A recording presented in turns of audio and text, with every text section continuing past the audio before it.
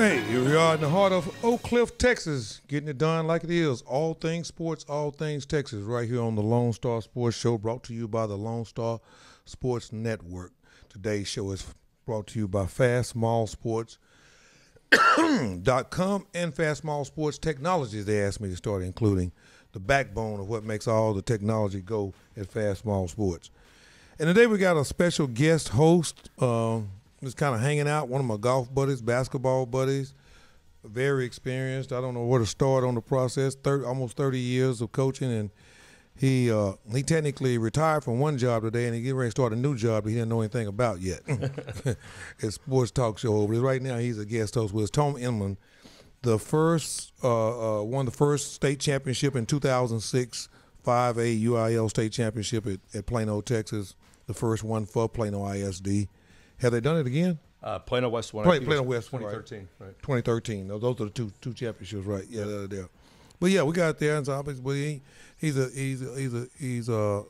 hell of a basketball coach and an even better golf buddy.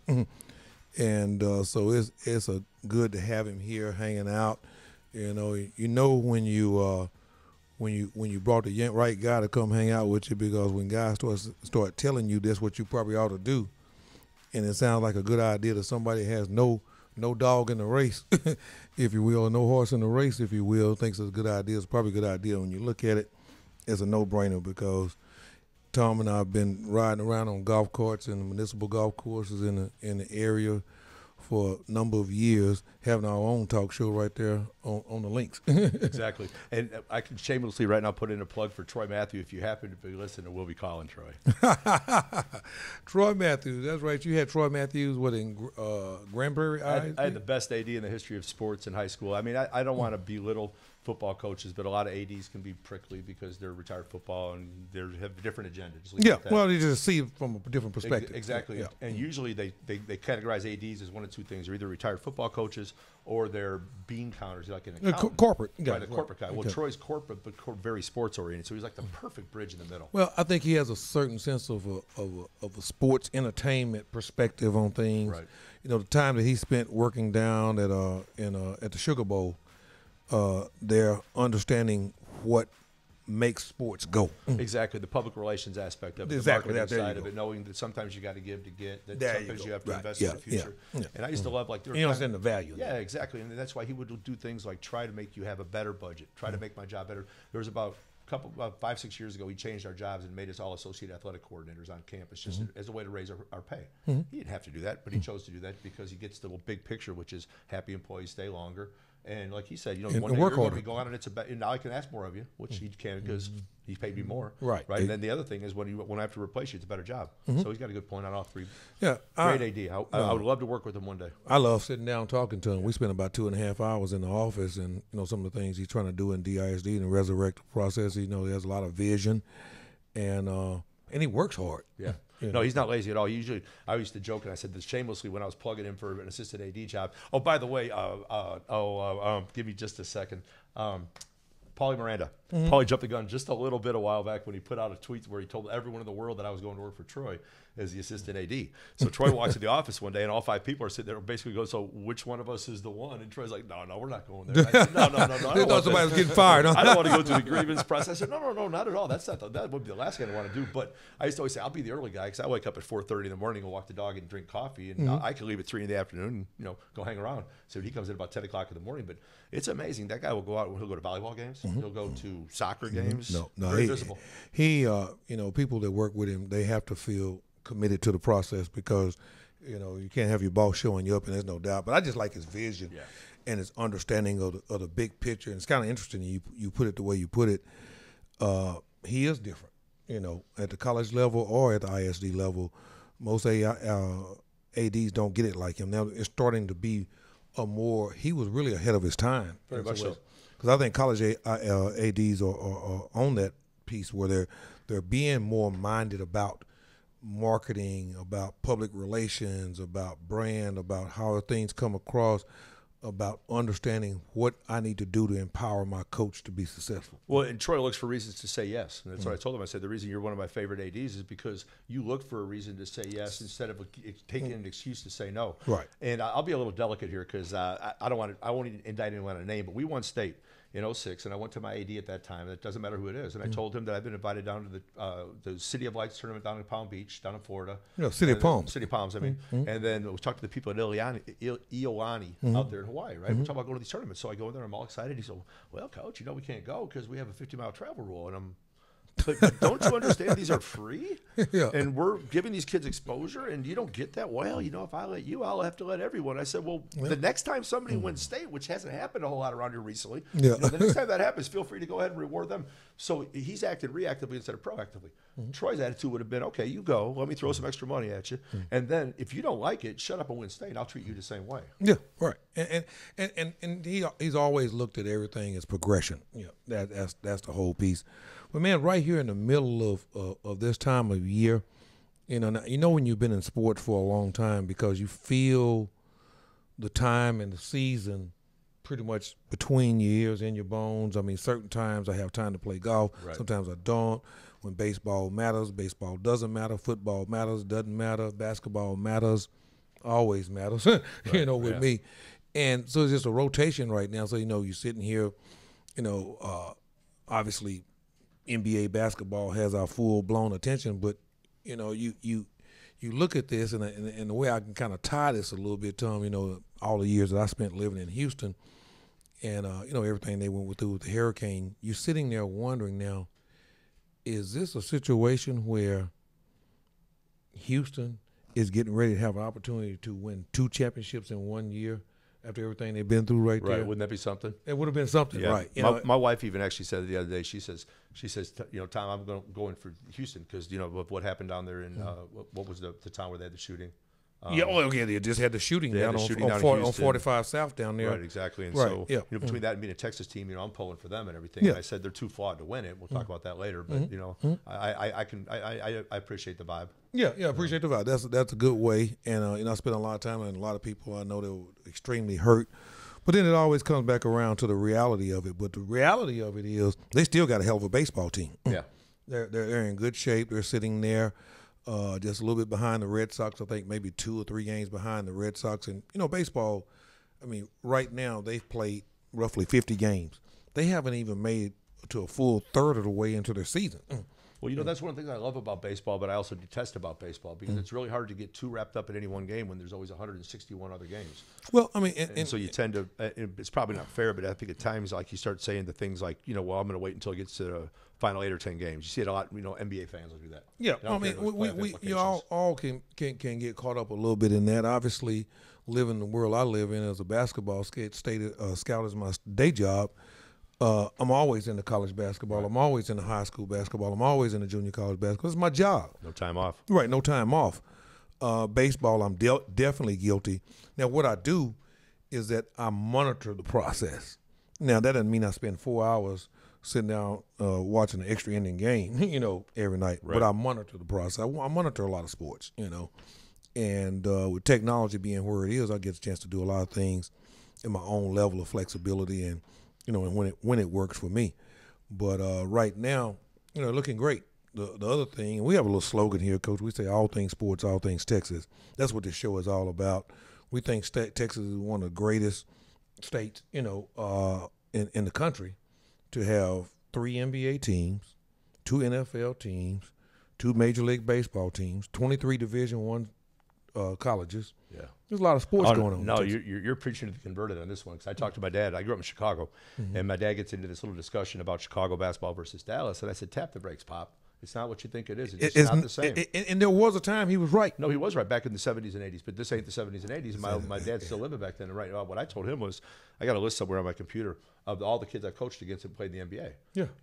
If you get lucky to coach one that plays in the NBA, you're fortunate. Right. But you coach against a lot of them if you coach in Houston or Dallas. Yeah. Oh, yeah. You've been around them. And it's really easy to forget about it. And it's over and over and over again. It's not like something that happens and we go on a 2 or 3 year drought and and it doesn't happen. It's just over and over and over again. I know coaches that coach in like smaller schools in Illinois where it's good basketball, but they won't see one dunk during a game.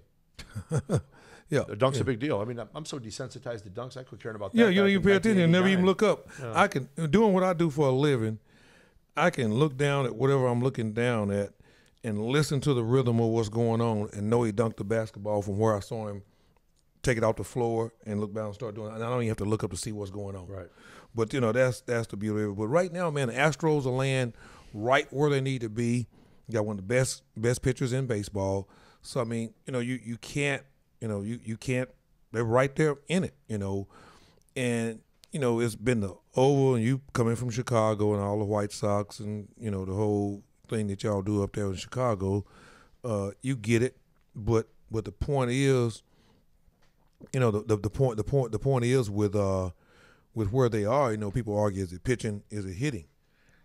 Astros do both. Right. Well. Yeah. Well, and usually what do they say? That the hitting catches up to the pitching. Pitching's ahead early. Yeah. Right. And and later in the year we see how it works out. But if you're holding them under 3 and scoring more than 6, that's a pretty good gap. Yeah. And that's probably about where they're at. That's roughly. about where they're at. Right. Yeah. That's where, win or lose. Right. Yeah. That's where they are.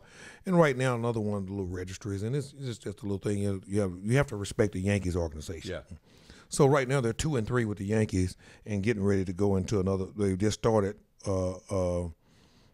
They won the first one, lost 3 in a row, won the fifth one, and then rolled right back into right back into win another with 2 more to go. So that if you're pacing yourself like that, so if it's kind of like the old saying: if you want to soar like the Eagles, you got to run with the Eagles. Right. And they're hanging out with the Eagles right now. But on the flip side of it, all things sports, all things Texas, the Rangers aren't mathematically out of it, as Snoop Johnson would say. It's old Ranger Royce. You're never eliminated because most professional baseball players would tell you that they're going to break the season into 8 chunks of 20 games. Okay. Right, roughly. The way I'm looking at it. And you can afford to have 1 or 2 bad chunks, but not 4. There you go. Yep. Well, it's kind of like the basketball. We'll talk about that when we come back from the break. But right now, when we come back, before we get ready to go to break, we're going to come back and say, what's in it for LeBron? All the baseball's over. We're going to come in and chime in and talk about basketball the rest of the evening. Y'all can accuse you got a basketball coach and a basketball scout. What do you expect? But we're going to give it to you like it is with some truth and some gravy to go with it. Today's show is brought to you by FastSmallSports.com. This particular segment is brought to you by Harlem Hotels. Take a look and listen. Invest your money. Put your money where you sleep at Harlem Hotels Development Investment, located in the Bayou City of Houston, Texas, at HarlemHotels.com. Be back in 180 seconds with more Lonestar Sports Show.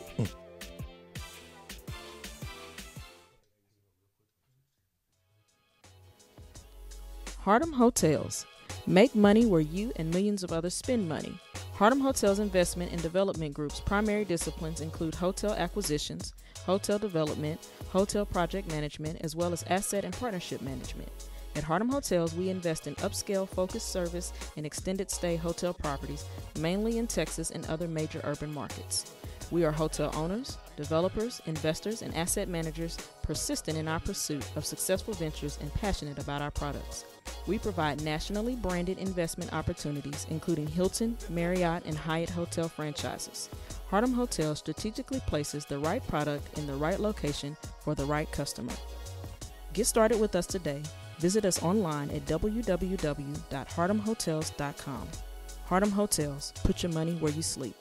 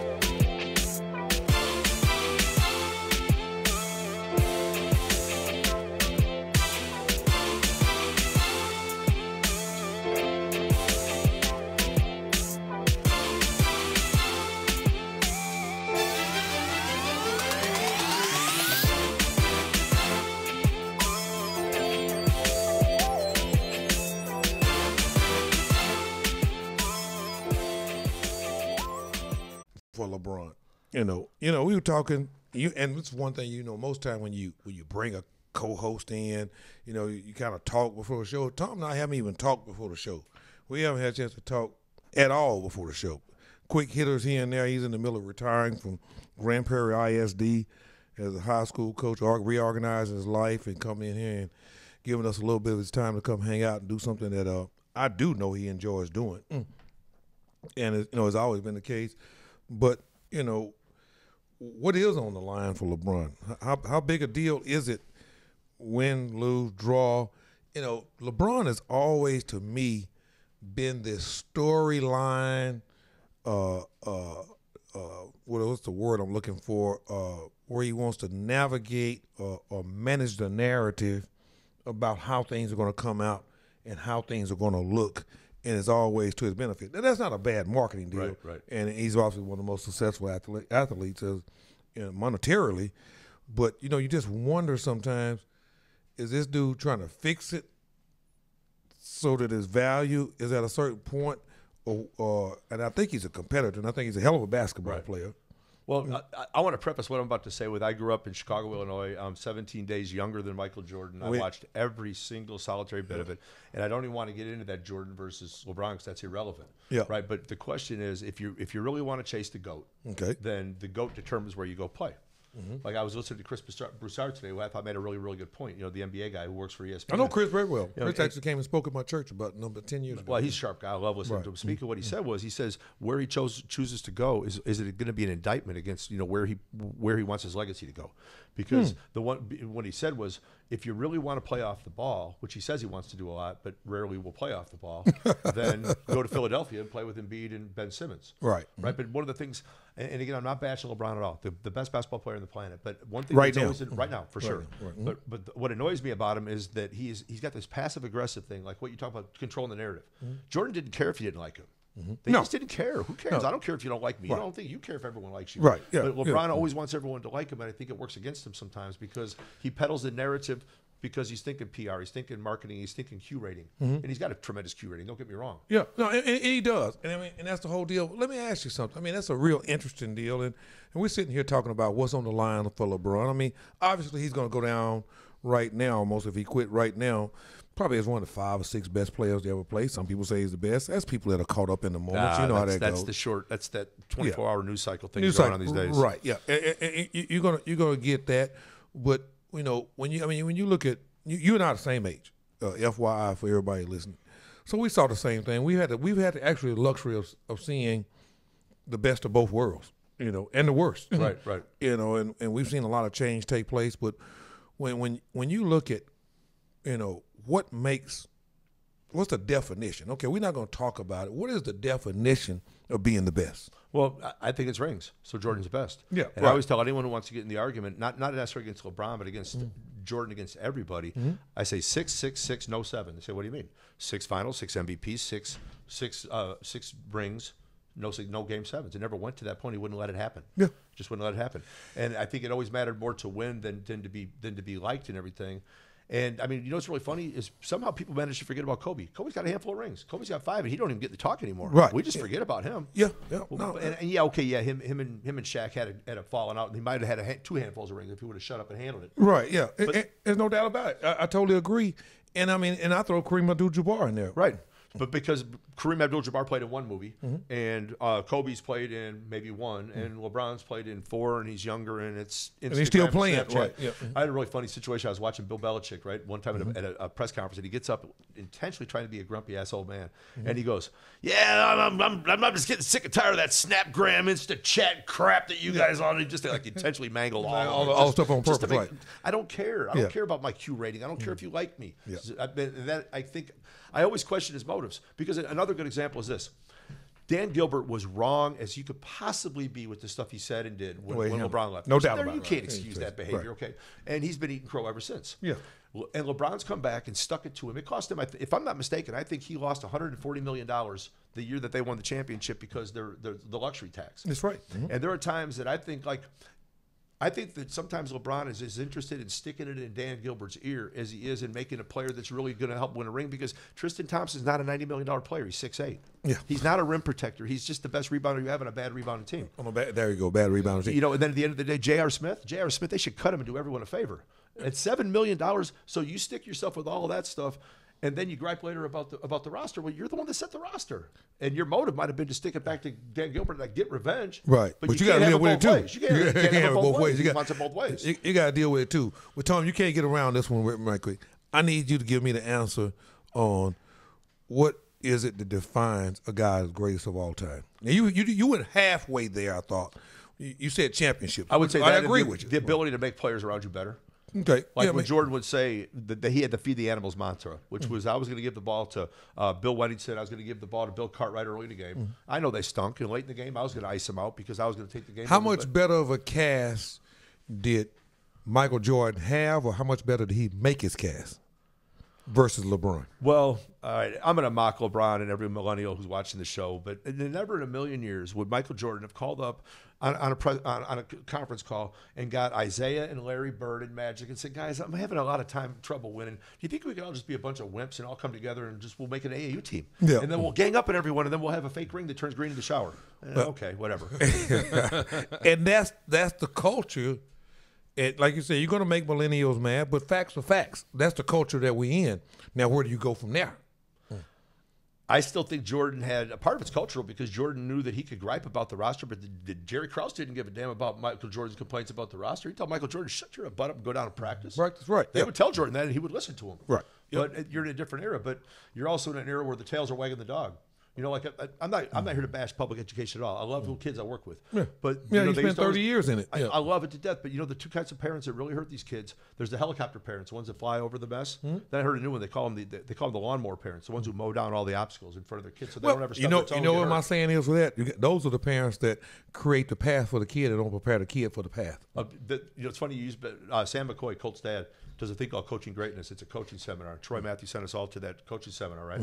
And he used that exact phrase. He said his dad wrote that on a piece of paper, stuck it on the front, and he said, prepare the path for the child for the path, not the path for the child. That's right. That's exactly right. And I stole it from another head coach, but it just means everything in the process. We just have a problem. You know, failure and struggle is a part of being a human being and living on the face of this earth. One of my favorite things I took down off the wall the other day when I emptied my office out. There's a Jordan poster. One of my ex-players went through the mall. It's like 2008, and he saw this poster. I've had it for 10 years, right? And it shows a picture of Jordan in the background as a watermark, and then it says, "I've lost 256 games. I've missed, this many shots. This many times I've been trusted to take cut from the shot. varsity and all that and, stuff. Yeah, Well, I've seen that poster. I failed and failed and failed, and that is why I succeed. And it's the ability to fight through adversity. But if every time you don't play, you transfer schools, like I'm sure you've seen some of these studies where if a kid goes to one high school, let's just say maybe he has a 12% chance of transferring. But if he goes to 2 high schools, then it goes to 40. No, if he goes to 3 high schools, it becomes a habit. Well, Maury Stoudemire went to 5 high schools. Yeah. Marvin Bagley went to high school everywhere. Yeah, But where and in the defense of Marty Stoudemire, he was a victim. Of the manipulative people who get in these mothers' ears. Right. Yeah. I mean, he had I don't mean in a derogatory sense, but he had an incarcerated mother. Right. And they manipulated that. And they manipulated that situation and handled it. I mean, this is a kid that was actually kidnapped out of prep schools at nighttime. You wake up and the kid was missing. Hey, He Got Game isn't too far off on Amari. The movie He Got Game. Where Ray Allen's father's in prison, and they use them as a chip to get out. Well, if there's enough money involved, the most misquoted piece of scripture. Now you just hit the nail on the head. Go ahead. Is that money's not the root of all evil? The love of money is the root of all evil. That's what the Bible says. Oh yeah. Well, that's There's exactly. a big difference because I would need money. This house ain't free. The car I drove it ain't free. Nothing to work with. And God has never said He didn't want us to have money. But when I'll compromise my character and my integrity and my morality in the pursuit of money, then I got to check myself. Yeah, and that's what happens. But in all of that, you say, where does all that have to do with what we go about and how the definition of GOAT has changed? It's changed because what people are willing to compromise, what they're willing to manipulate, what instant gratification brings about, and what it causes, how it causes you to see things, is a whole deal. So you say, what's on the line for LeBron? I don't think anything's on the line for LeBron. Well, I think he's judged by a different set of standards by a different group of people, because like the ooh-ah moment, I always mock, but I hold complete contempt that ooh-ah moment. Like I had a player of mine, Jaziri Lindsay. I hope you're out there watching. I love this kid to death. He's about 5'9", got about a 40-inch vertical jump, as athletic as they come. And he'll take the ball to cross it over, cross, back, pop, 6-7 times. The crowd's going crazy.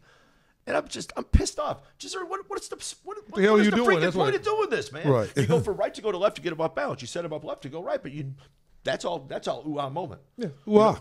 What about put on the show, Coach? He's giving them their $5 worth they pay to come in and watch him dribble in the game. pay $7, go to an AAU game. Oh man, it is awfully crazy. But we're gonna keep on taking a look at this situation. Tom's still kind of walking around in circles on this deal of what's on the line for LeBron. We're gonna come back and chime back in and look a little bit closer at what went on in the Eastern Conference Finals, how we got there, what situation went, where we're going now. Like I say, it's basketball Thursday on Tuesday, but right now it's going to be a lot of basketball going on for pretty much the rest of the summer until baseball starts to matter and football gets out of the voluntary OTA workout, hanging out, tossing the ball around with their buddy type deal, having some fun and trying to figure out where they're going to go and spend some of the money that night. But we'll be back in 180 seconds with more Lone Star Sports Show. This particular segment was brought to you by Fast Recruit. Fast Recruit is a product of Fast Small Sports. Go take a look at fastsmallsports.com and see how Fast Recruit is leading Division I coaches through the prospect and recruiting world. Another tool of technology, how Fast Small Sports is leading basketball into the 21st century through the vehicle of technology. Back at you in about 130 seconds with more Lone Star Sports Show.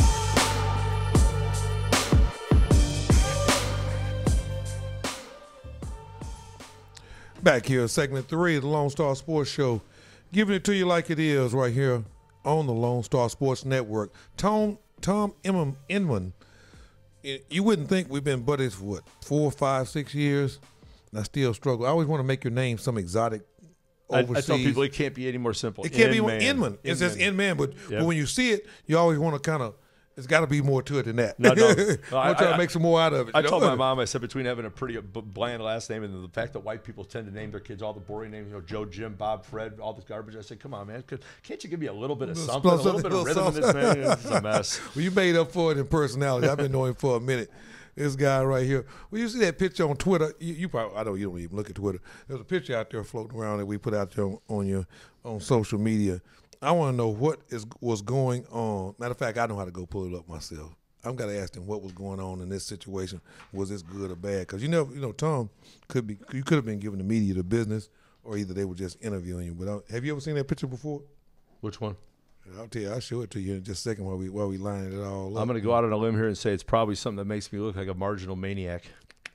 Can't really tell if you were going maniac or exactly what was going on.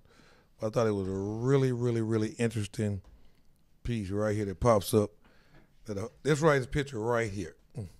What's going on that picture right there? Oh, actually, I look pissed off, but I'm not. No, that's what I thought. This guy right here, this is a great story. The guy on the left is a guy named Martin Trejo. Okay. And Martin is the greatest kid in the world. He's a special needs kid. Mm-hmm. Already graduated. I think he finished our 11th season. I just finished my 8th year when I retired. For 3 years before that, and then the 8 years after, he's been our manager. And I just absolutely love Martin. He does a bilingual sports show. Mm-hmm. So he calls me up in the morning, and he's boring through Spanish, and I speak zero Spanish, right? Mm-hmm. So he's like, Coach Inman. And every once in a while, I can hear this stuff. He's going back and forth. The kid's a savant. He's unbelievably brilliant. Yeah, I look like I'm really pissed about something. Someone else said that same thing. Said, no. It was just a guy asking a question. I think that was in Carrollton Farmers Branch. Okay. All right. I bet it in the office, so I lost. That's my Bruce Arians picture that what's his name used, Paulie. When Miranda put that thing out, he tweeted out a picture. That's what they put you in. So that's your ISD picture right there. If I take that picture right there, if I wear that shirt in the DISD athletic department, I might get shot. Yeah, no, you might not. I might not make it along the DISD. No, I'm out. That's the whole deal. But so will we say the script then? If we want to close this deal out, we talked about will we say the script is pretty much already done for him? He's one of the 5 greatest to ever play the game. No matter what else he does, he really can't. He's not going to win. He's not going to get 6 rings. No. So we're on the same page there. Yeah, I look at it like there's 3 periods of his career, and he's in the third. The first third was trying to do it on his own, and then when I thought he was kind of a punk because I thought he left to go win it somewhere else. Mm-hmm. Then he came back, and I still look at this as like the last part of the second phase. Mm-hmm. And the third phase, like what Broussard was saying, and a couple other people I listened to today, where they were saying was, if he chooses to go to L.A. because his family likes Los Angeles and he's got money out there, that's his right. He's earned the right to go out there and not chase rings. But you can't tell me you and Paul George are going to come out there and add Lonzo Ball and Julius Randle and win a ring. That ain't going to happen. No. That's not happening. That won't quite get it done. Especially in the Western Conference. No. So if you're really chasing, if your legacy's rings. So you do agree with me that's the JV league over in the Eastern side and the varsity on the. Yeah, for the last 10 years it's been that way. But if you look back, when we were kids coming along, the East was tough and the West was candy asses. Yeah, well, that's right. But it's made the flip flop over and hadn't made it back. Well, but now the problem is all basketball's soft now. Yeah, hey, I to some extent about basketball. But the rules have changed too now. Yeah, because you can't touch anybody. You can't hand check on the perimeter. Yeah, right. A guy like Steph Curry would never survive in the 80s. No, he never would have made it. I mean, those guys were handling and guiding you. Oh, just guiding you with their hip. Yeah, with their hand on your hip. Right. Hey, here's a funny story. I was talking to Greg Gary, who's a Matt Painter's assistant at I know Purdue. Greg extremely well. He used to be the head coach at Centenary. Right. So I shoot Greg a text and I said, will you please tell Paint that I'm glad that one MF in America still plays real old school pin down basketball, right? Mm-hmm. So I see Painter. I said, hey, did Greg show you the text? He started laughing. He said, yeah. And I said, let me ask you a question. I said, I bet you never match small. And he looked at me for a second. He says, no. And I said, he said, well, it hurts us sometimes. I said, yeah, because Isaac Haas has a hard time guarding the perimeter guy, but you can tuck him underneath and put him in the middle of his own, not guarding him, switch things out, right? Right. At the end of the day. But why do we always switch small to match small?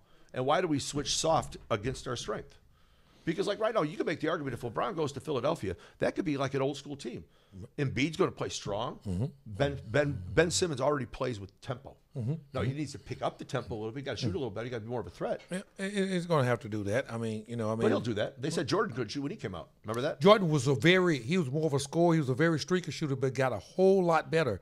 And I got one even better for you than that. Buddy Hill, and if you want to bring it back yeah. Buddy Hill, I saw Buddy Hill in Wisconsin, Hill, I guess they like to say. Right. The kid that played at Oklahoma is playing the NBA now.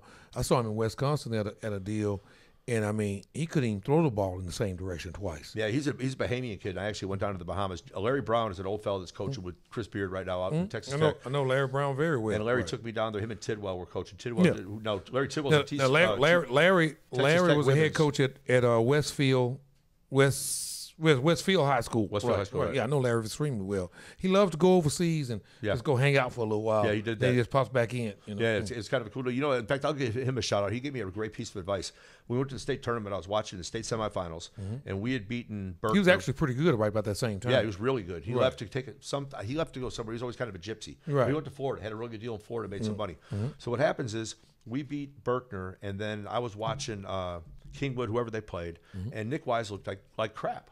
And Mike Singletary was absolutely tearing it up. So I called Larry, said, LB, tell me why I shouldn't worry exclusively about Singletary. He said, no, don't even think about it. He goes, dude, I beat him 3 times this year, and the 4th time we lost to them. Nick Wise will be the answer and the solution. And then we got into a shootout. If you ever watch that, the game was interesting because him and Robertson just went. It was like 2 gunslingers. Yeah, and we're going to talk more about that whole point guard thing right there. But we're sitting right here, and we're breaking it down. How big a role was youth and experience? I mean, I think experience is everything. Some people say they struggle on the road. They were home guys, but in my opinion. And my part of my staff here and some other people around me, they were pulling really hard for Boston to win, and I like those young guys. I love to see young guys. Too. I like Tatum a lot. Yeah, I love Tatum. Brown. Love Tatum a whole lot. But what did they really have to lose when they lost their 2 best players? They lost their best player on day 1 of the opening league, and then turn back around, and you lose the guard from Duke. And you're in that situation. You got a bunch of young guys out there doing the deal. They take it to 7. Was it a bad season? Well, it depends. I mean, there's a lot of people who'd say, you're judged by the plaffs, which you really are. I mean, like Mike D'Antoni, we can get to torturing his non-coaches. We're gonna get around to that. Right. We're gonna get around to that. Well, yeah, this cool year and hold on. But the idea though that regular season and playoffs aren't the same thing is not true. Because at some point in time, like there are nights that you're gonna there were schedule losses. This is an interesting story. Greg Popovich was talking to a guy who's a sleep expert, and he said, "I'm going to prove a point." He said, "Give me your schedule." So he said, "I'm going to take it home for 3 days, and then I'm going to come back to you." So 3 days later, he brings the schedule back, and he's got 4 games highlighted. Right? He tells Popovich, "You're going to lose all 4 of those games." And these are like losing to Orlando, just weird stuff. And the guy said the reason you're going to lose these games is this is like the 3rd game in 5 days. This is on a bad. And he's doing it all in terms of sleep cycles. All right. Lost all 4 games. He hired the guy the next year, right? So at the end of so my point is, there are schedule losses. They call them schedule losses, just like you have trapdoor games, right? I'm looking past this game, so I trapdoor and fall in the trapdoor because I wasn't taking you seriously enough. Right. Oh yeah. So I just think that there's too many games that they play too much. I mean, why does high school basketball play 30 games and college plays 35 games and the pros play 100? And the because answer the pros is make more money. and the answer, as always, what was his name? Don Olmeyer, the guy that died that he broadcast the Olympics and Monday Night Football. He said the answer, as always, to everything is money. Money, right? Yeah. The answer is always money. Yeah. No, and it's going to come down to it, and that's what you're looking at now, because you're looking at youth sports as being an $8 billion a year business, and so it has trickled all the way down into almost middle school now. If someone would have told me back in 1985, I left University of Illinois and I came down here. Now, one day you'd have a gym like the one we had at Grand Prairie, that you'd have a shoe deal with Nike where they give you stuff for 13 years, and that they give this stuff to high schools, and you'd have no way, come on, man, that's what colleges do. But you got to realize that was the exact same time, 1985. That was probably about 5 or 6 years later when Sonny first went to coach at North Carolina, and said, "We're gonna give you all the shoes and all the stuff that you want," and this is where that's when it started. Soul Influence. That's a great movie. Just watch the whole thing. And to be honest with you, Sonny's got a good point. The only people that what's a joke is it's really funny because Major League Baseball has their own minor league. They fund it. They finance it. Hockey's got their own leagues. They fund them and finance them. Soccer's got their own deal going on. Right, but really football and basketball has a free labor minor league that they you don't. One of my ex-players is named Matt Riccardi. He works for the Brooklyn Nets. A little short Italian kid that played for me. You wouldn't know him as a player, but he works for the Nets. And he was talking about the reason they passed the one and done rule instead of letting kids come out of high school. It was to protect the owners from themselves rule, because they would get so enamored with the high school kid. Leon Smith. Remember that day? Don Nelson drafted a guy he couldn't have picked out of a lineup. Yeah. Because somebody told him, man, you can't let that big 7'6" or that 7-footer from Chicago King, hits all the checkpoints. 7-foot, Chicago King, high level basketball. Right. But it's a part of that. And, and I can come right straight at it, and I know you well enough to know. Isn't it unique, before we get ready to go to break, and we'll chop it up some more, isn't it unique that the two sports dominated by African Americans or the two sports where that goes on, right, is a place where they hold the whole process down? All right, here's a hypothetical. I walk up to you and say, all right, Alan, here's the deal, man. I got this job for you. You're going to be paid 10 times as much as any other university employee. You're going to be paid with tax money, so you always have money, okay? You're going to be able to use a free labor market as a billboard for a shoe company, and we're going to pay you millions of dollars to do it. You interested? Very much so. Why wouldn't you be? Now, Coach, Tom, let's make sure you win. Yeah, right. And then I'm going to put on my blinders, my selective blinders, like Tim Jurich did, at Louisville when he turned a blind eye to that train wreck Pitino. Train wreck Pitino. Hey, it happened. So, you got history on your side on it. You got documentation on your side. It didn't just happen once to Rick. Tricky Rick did it more than once. He did it three times. He did it 3 times, Coach. He did it 3 times. And Rick is, the funniest thing, is one of the guys I never really got to, I know his son pretty decently, but never got to know him that well. But, when you look at all of that, it does come down to money. Money has turned sports into an interesting thing. Money has tainted LeBron's approach toward the process. Now I appreciate all the social things and all the great things he's done for kids and for the community. Right. He's been better at that than anybody. But we're talking basketball now, and yeah, he makes my Mount Rushmore. I totally respect what it is. You have your angle and thoughts on it that most of them I fairly agree with because we came from a similar era. But you just broke it down as clear as you ever want to break it down. They can twist the stats, they can twist the numbers, and say he did this and he say he did that. But at the end of the day, it's all about who won and who lost. I mean, why do we play the game? That's why they hang a scoreboard in every gym in America. Exactly. Yeah. So either you won or you lost. Score matters. Right. Score matters. Right. Championship or didn't win the championship. Can't catch him. Can't catch him. Can't catch 2 or 3 of them. It's going to be really interesting when we come back and really look at this thing and what it's like. Lonestar Sports Show right here in North Texas. All things sports, all things Texas. Giving it to you just like you need to hear it, and everything that's going on in this process toward this deal. This particular segment was brought to you by Hardham Hotels, located right there in the Bayou City. HardhamHotels.com, Hardham Hotels Investment and Development Company, located there. Go put your money where you sleep and understand how you can come out on the big side of things by investing and being a part of what Hardham Hotels are doing. Take a listen right now and you can hear more about it. Do a better job than I can.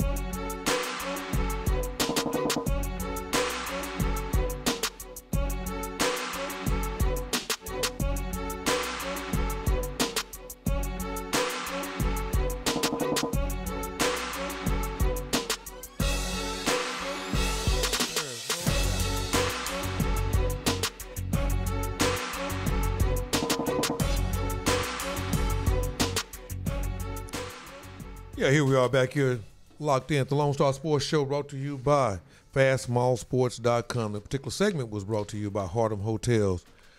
Man, what happened? What did you see? I mean, you know, as we live in an era right now, I don't think I've ever heard as many people ask what happened. I don't remember some people using that term. What happened? You know, my wife said, "What happened? What happened?" It was always what happened. I don't know if we pay more attention, we're a bigger monitoring type society or whatever. But right now, what happened with the Celtics? What happened in the Eastern Conference? What was actually going on? What's your take on it? I'll chime in with my thoughts and give you my perspective. I'll go first. You go first.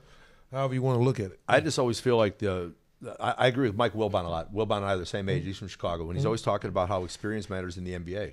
Because at the end of the day, if it was easy to win with rookies, you'd win with rookies. It wouldn't matter, right? And at the end of the day, I think Philadelphia 76ers wouldn't be sitting home. Right, while exactly. Playing, right, because they look like Tarzan, and they kind of played more like Jane. Not good enough quite yet to get there. A little Tarzan here and there, but right, yeah, little flashes of it, right? Right, yeah. So go back to your question again. Refresh that question for me. I'm sorry. Well, how important is experience versus? Is that why they lost? Because Chris Paul is not their best player. He's their most important player. Yeah. All right. Okay. And the biggest problem they had was there's three of. All right. They were taking bad shots last night. But let's look at Boston though. That's when we're talking. I'm sorry. We'll get off the. We're gonna come back. We're gonna come back to the big league. We're gonna do the junior league first. I love Jaylen Brown, and I love the kid Tatum. from North Carolina. I love them to death. But they're still 20 years old. They're still thin. You know, like an analogy was after we won state, I had someone ask me, "Do you think you could beat a JUCO team?" And I said, "Not even close. They would maul us." And they said, "Why do you say that? Do you think we don't have a good team?" I said, "They're 20. We're 17. There's a big difference." No. So when you're playing against a 25, 26, 27-year-old like a Marcus Smart, grown man, thick body guy, and you're 20. Now I know they play on the same team, but when you start playing against that type of a competition, and I just think there's a point. Yeah, I mean, this is big boy basketball. You're playing for money and rings now. Because when you go back to, we were talking about that scheduling. Those schedule losses, the sleep expert was describing with Popovich, right? Once you get to the playoffs, you don't play any back-to-backs at all. Right. Yeah. Everyone's rested. Now you don't have to go as deep in the rotations. Right. So, and I think the biggest mistake they probably made was they needed to have won one more game in Cleveland, because what I said was if you get to one game with LeBron, you're in trouble. Yeah. Now let me ask you this question. Could they not win in Cleveland because it was on the road, or could they not win because they weren't experienced enough to win? They weren't mature enough to win, or they just weren't good enough to win? Well, if you watch both games, they were like mirror images of each other, because when the Cleveland role players went on the road, they stunk in Boston. When the Boston role players went on the road, they stunk in Cleveland. And at the end of the day, I think one of the reasons that maturity and experience makes a big difference is if you're a 26-year-old guy and you're a 20-year-old, how are you spending your time when you're on the road? Yeah. Right? If you're, how do you spend your time? Like, there's an old Tracy McGrady story about how he just told people, listen, leave me alone. I eat a steak. I sleep. Don't call me. I'll call you if I want to find you, because the most valuable thing I can do is rest my body. Right. And I'm not saying these guys are out clubbing and hanging around and stuff like that, but I'm just saying, still just being active. How do you manage yourself during all that downtime? I mean, and you've done plenty of coaching kids. Kids don't even understand, well, I'm not doing anything, Coach. You're on your feet.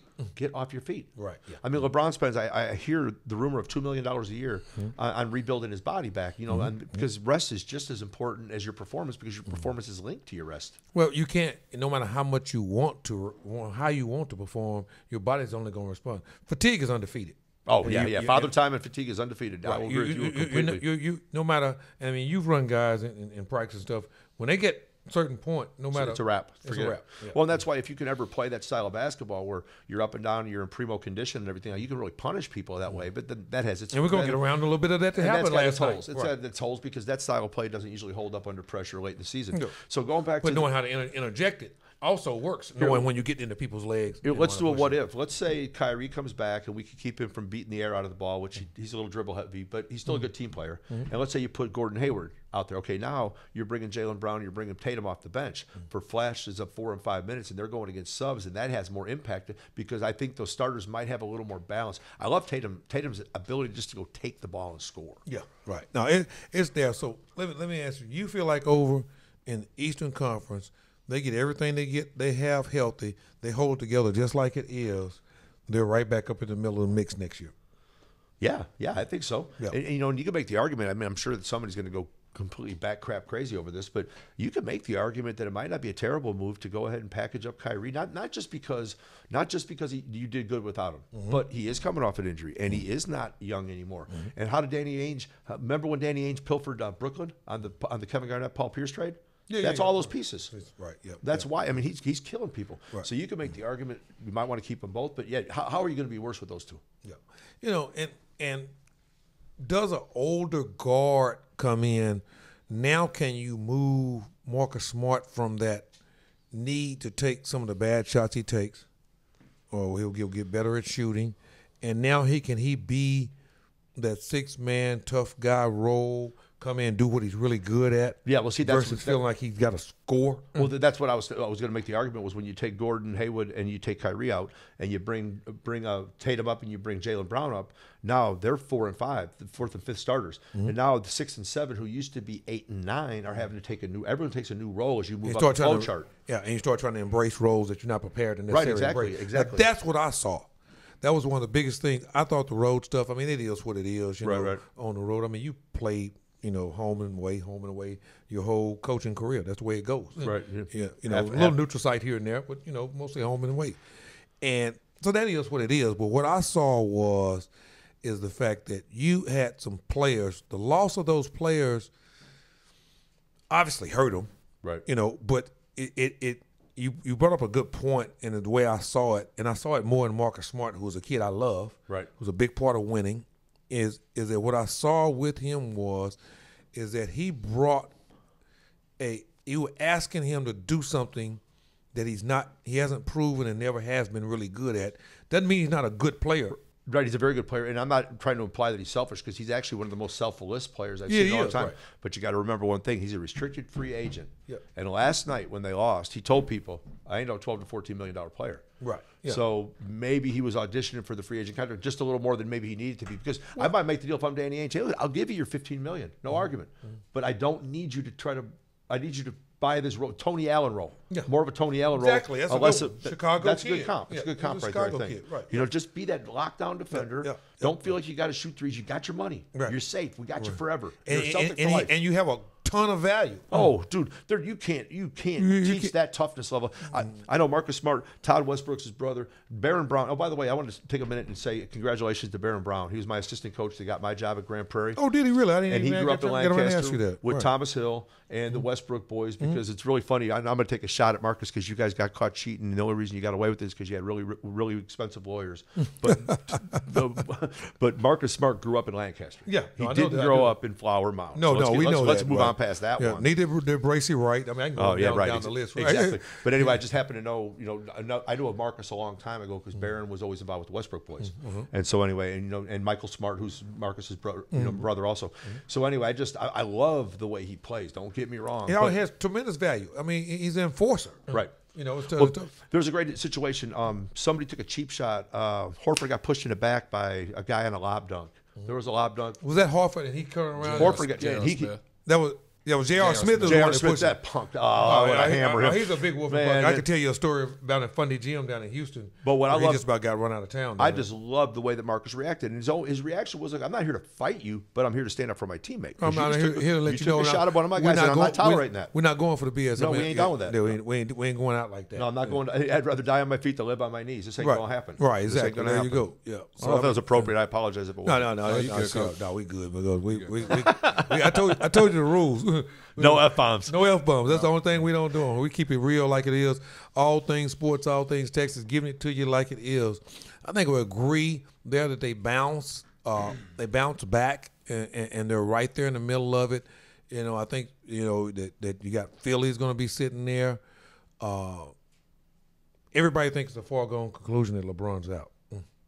I think he is. I mean, I guess the real question, why wouldn't he be out? Well, at this point in his life, I mean, no disrespect. I really respect Steph Curry. And I know he's being politically correct when he says, man, you need to show more respect to his teammates. By NBA standards, and please, this is a qualified statement. By NBA standards, that roster is crap. It's a crap roster. Okay. I mean, you got too many holes in that roster. High-level elite players to win championships. One of the things I was saying about LeBron earlier was... You know what I accuse you of now? You're making excuses for LeBron. No. Let me explain something, though. Actually, I'm going back to attack him. All right, LeBron, we had point guards. Let's see. We have you're talking about Jose Calderon. You've got George Hill. George Hill is right. serviceable. But at the end of the day, who's always your point guard? LeBron. So why do you even waste those spots? Well, somebody to protect the rim and block some shots. This is the BS right here, though, man. Let me tell you something. LeBron keeps on talking about he don't want to have the ball in his hands, but he's always got the ball in his hands. And he also says, I want to rest all the time, except he won't. He waves off a sub. Right. So if I'm in Philly, you know what I'm saying to him? Look, LeBron, I know. Let me preface it. You're the best player in the world. No argument. But there got to be some conditions here. Your homeboys ain't flying in the plane. I'm not Dan Gilbert. Right. You're not going to run my roster. You are not going to be in control of my roster. And I'm going to ask you to listen to your coach, or I will fine you. Right. We get a pissing contest. Yeah. But the bottom line is, when they sub you, you come out. Now, and if you were going to play off the ball, play off the ball. Stop dominating the ball, because that's that passive-aggressive crap. I'm going to tell you what you want to hear, and then at crunch time, I'm going to take that crap, because there ain't nothing you can do. About it. Right, exactly. Now, I thought Tyronn Lue would use a really good logic, and I'm spending a little bit more time on the East than I really want to spend on it, but I thought he used some really good logic. He let LeBron kind of get up against the wall a little bit. Because he responds well to that. Right. And everyone is in fear of LeBron, and they tend to perform pretty well out of that short-term fear. And then when you got him, when he got up against the wall, you didn't see him pushing earlier. Then he came in. Now LeBron was really willing to listen to some of the strategy and some of the coaching that Tyronn Lue. You know how I know it? And you're a basketball coach. When you see the coach almost sitting on the scores table with his arms folded like that, he's enacting what's going on. When they're telling you, you see coaches standing up, that's a knee-jerk reaction. When you see a coach, and you tell me if you think I'm wrong, when you see a basketball coach stand and gain a posture, a comfortable situation that's not sitting down, that means he is engaged in what's going on, and he's had a lot to do with what's supposed to be going on out there, and he's going to stand there until it continuously goes on and make sure it goes on. Right. That's my observation. That's my opinion. You may feel different about that, but that was one of the things that I saw that he did with him that probably allowed them to take some coaching or some strategy or some thoughts. Obviously, LeBron, and then the problem I have with LeBron on all this stuff is he always comes back around, and it has to be his way. Well, he always says everything that everyone wants to. That goes to the passive-aggressive. I want everyone to like me. Look, Jordan would tell you late in the game, I'm taking the basketball over. Now, if I'm not open, I'll give it to you, Steve Kerr. Make that big shot against Phoenix. I remember that shot. Yep. Right? Yep. But never, ever, ever was I going to apologize for that. No. And at the end of the day, like when you say you're going to play off the ball, do it. Right. Yeah. You say you're going to take some time off, do it. Yeah. Now, and it's tricky, but at the same time, well, the inmates are running the asylum in the NBA in the sense that, and I don't mean that in a bad way, because it's all about who's getting paid the most money. It's easier to fire one coach than 13 players. And you know, if you piss one, I mean, David Black got fired about 7 games into that season when he had LeBron inbounds that basketball. No.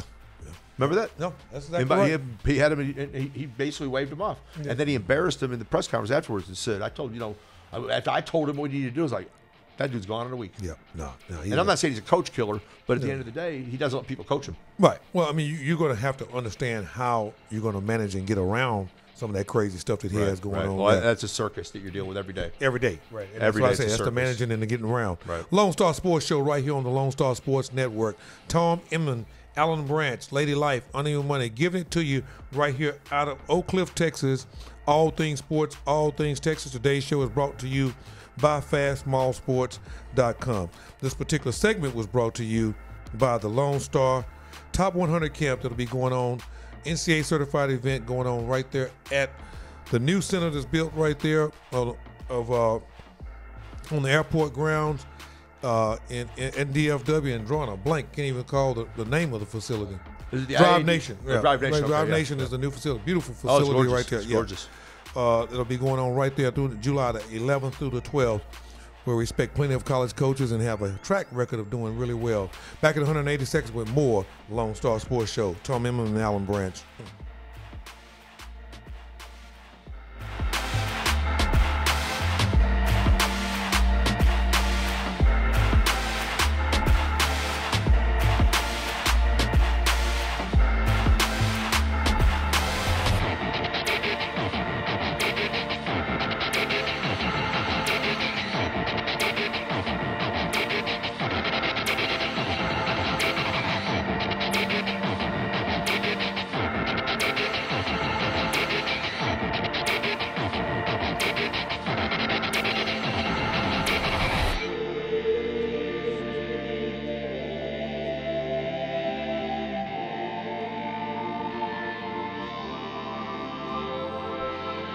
East, right?